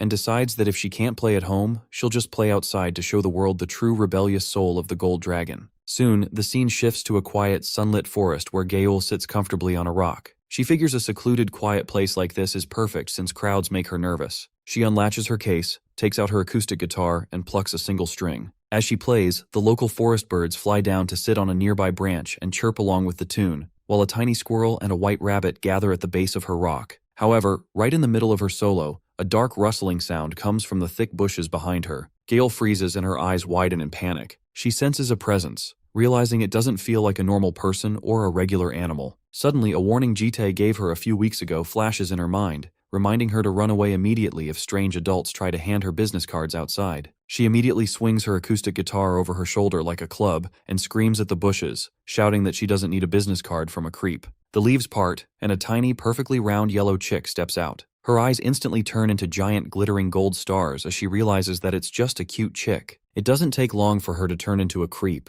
and she asks if she can touch it. The chick takes one look at her wild face, lets out a terrified peep, and runs away. Gail chases it through the forest, screaming that she won't touch it and only wants to look. The yellow chick is surprisingly fast, jumping off the ground and running vertically up a massive oak tree. It hops onto a high branch safely out of reach and sits there. Gail looks up, completely heartbroken, and wonders if the chick hates her. Later that night, the family sits around the dining table having dinner at the mansion. Suddenly, Gail sets her chopsticks down with a quiet click and says she doesn't really have an appetite, so she's going up to her room first. She walks away with her head drooping. Her sisters look at her in confusion since she ate more than everyone else. Jite notices that something is wrong and decides to go check on her. When he enters her room, he catches her eating snacks. The girl tells him that she suddenly felt hungry and asks if he wants a bite. He declines and his eyes drift to her tablet screen, which displays an article titled, "How to Bond with a Chick." Gail sits up and explains that she met a wild chick in the mountains today and wants to get close to it, but it keeps running away. She sighs, worrying because it's getting cold outside and the chick lives high up in a tree. She looks up at him with big, hopeful eyes and asks what he does to get someone to open up when meeting them for the first time. Our boy immediately remembers how he lured her with food and gives her the same suggestion. The girl gets excited hearing this and promises to try it tomorrow. Meanwhile, we see the chick sitting peacefully on a high branch. Suddenly, it hears a bunch of cute kittens down below. However, the next moment their eyes turn red and they immediately lunge at the chick. It seems like the bird couldn't react in time and we see a couple of feathers flying in the air. The scene then changes to Gail, who is running around excitedly with a bag of fried chicken to feed that chick. Jite had told her earlier that the chick was probably hungry, so she thinks that doing this will make it interested in her. However, when she runs over to the tree, she finds it empty. Looking around, she notices a bunch of feathers with blood over them. Moreover, there are claw marks on the tree, along with signs of mana. This makes her remember her conversation with her friend when she told her about the spiritual creatures who escaped from the spiritual creature sanctuary. It doesn't take Gail long to connect the dots and she realizes what is going on. Meanwhile, in Heidling's entertainment district, we see the cats bullying that poor chick. The chick is trapped in a corner and the cats don't seem to be willing to let it go. It asks them why they are doing this even though they are from the same sanctuary. Hearing this, one of the cats gets furious and tells it that they are simply jealous of it. Back at the sanctuary, everyone always loved the chick and gave it special treats. All of them got ignored because of it, so they want revenge now. Just then, one of the cats charges forward and prepares to cut the chick using its sharp claws. However, our girl comes in clutch and puts herself in front of the cats. She takes the hit for the little chick, making sure that it's okay. After grabbing the chick, she turns to the cats and scolds them for doing this to their own friend. The cats seem a bit annoyed since they don't want to deal with a human, so they decide to leave the chick alone for now. After they leave, the girl smiles and tells the chick that she found it by following its scent. She mentions that they should first go and treat its wounds, even though she is injured herself. The chick notices her injuries and says something in chicken language before closing its eyes. The next moment, we see it sitting on top of Gail's head while our boy watches in confusion. She tells him the entire story and says that she only got a few scratches. Jitai scolds her for being so reckless and reveals that the chick is not ordinary. While healing it, Bomb mentions hearing about the incident at the sanctuary and assumes this chick must be one of the creatures who escaped. Suddenly, the chick opens its eyes and starts chirping. Gail gets excited seeing and it quickly gets up to bring some water. However, Gule stops her before she can leave and instead uses her own magic on the chick. She uses it to feed the chick and just one sip of that magic water makes it fully energetic. All the girls are excited seeing this and quickly gather around the bird. The chick introduces itself and thanks them for their help. However, none of them can understand what it is talking about. The girls turn to Jitai for the translation, and he casually tells them that it is saying thank you. The chick seems especially grateful to Gael since she was the one who saved it from those freaky cats. It even bows down to show its gratitude, and the two of them shake hands. The scene then changes to the cathedral where we see Wheon examining that piano. Just then, a girl walks over to him and comments that Hasegawa disappeared in this place. The guy refers to her as his elder, and she mentions that he must be excited to ascend to a seat. We learn that she is the Calamity-class demon named Ezel Khalifa. The guy apologizes to her and says that he must have paid more attention to this matter since it's related to his work. Ezel tells him that it's fine since she was getting annoyed at him anyway for asking her to make puppets all the time. While she is talking, Wheon notices her puppet holding a man. She tells him that they caught him while he was hiding in here, probably to call for more backup. The man turns out to be the 14th ranked superhuman Edward Crane, also known as the Hound. He looks at Wheon with disgust and calls him out for being a traitor. The guy doesn't really care much and simply apologizes to the girl and says that he will finish him off. However, before he can walk closer, the superhuman uses his ability and asks him if he really thought he'd get beaten by a punk who pretended to be a teacher at Lair. Wheon freezes as he realizes just how fast the guy can move, and before he can react, the man has his by his neck. Even the red-haired girl seems a bit surprised. While choking him, the man shouts that he will take him down with him, but suddenly his head gets all twisted and explodes. We hear someone's voice saying that he shouldn't make a mess in a sacred cathedral. Wheon seems excited as he looks at the guy who just walked in and calls him elder. The guy looks back at him with a smile and comments that it's been a long time. We learn that he is a disaster-class demon named Noah. Wheon explains that Noah is seen as a god among the demonic humans chosen to be appointed to the seat by the Abyss. He knows almost nothing about the guy except the fact that he had reached the pinnacle of his power before even being appointed to the seat. Noah refers to him as a child, and comments that he became the 5th sword of invisibility. The guy kneels down in front of him and tries being humble by saying that he doesn't deserve it. The red-haired girl agrees with him, telling him that he is lacking since he almost got defeated by someone that weak. Noah then asks him how that person was able to figure out that they were gathering here today. It didn't seem like he was here on his own, and was probably following the orders of the Alliance. Ezel sighs hearing this and comments that they know so much about them. On the other hand, they know nothing about the Alliance. This makes her a bit mad, and she asks the guy what he had been doing in the Alliance all this time. Wheon quickly apologizes to both of them, and the topic shifts to the upcoming event. Noah makes it clear that he doesn't want any trouble. While they leave, the girl tells him that he has gotten too soft since he should have at least cut off Wheon's arm to teach him a lesson. Meanwhile, Bro is almost pissing himself from fear and anger towards our boy since he is the one behind all this. Back at the academy, his head teaching assistant seems a bit stressed after learning that their plan was leaked. Wheon just told him that he would kill him if they don't find that ex-person soon. The guy slams his desk in anger, unable to understand how that person knows about all of their plans. Only this group and the elders knew about that meeting, so it's impossible for an outsider to get that info. Just then, the guy looks at the girl and begins to question if she was the one who leaked it. The scene shifts to the house again, where we see the poor chick being bullied by the girl. It tells them that it doesn't like being touched and talks about what the humans did to it in the sanctuary. However, little Gyul doesn't seem to understand any of it and continues holding it like a plushie. Her sister has even put a ribbon on its head even though the chick is not female. She starts recording this thinking that it's loving the ribbon. Just then, her wild sister comes in and asks what that is. She grabs the chick by its head and asks them if they picked it up from the streets. Seeing this, Gael immediately tells her to put it down. The girl then asks her for the name of the chick, but since they can't seem to understand it, she simply tells her that its name is Peep Peep. While they talk, the poor chick has to endure the smell of cigarettes coming out of Yoram's mouth. To make things worse, she even starts licking it, which makes the poor chick pass out. After having a taste, she leaves commenting that it doesn't even taste good for a chicken. Meanwhile, her sister is mad at her for bullying her friend and starts hitting her. The two of them start calling each other names, and Yoram eventually starts beating the crap out of her sister. Seeing them both fighting, the little girl quickly picks up the remote and shares a video of them. Just then, Bomb enters the room and tells her that she shouldn't mess around with other people's stuff. She also tells the other sisters to stop fighting.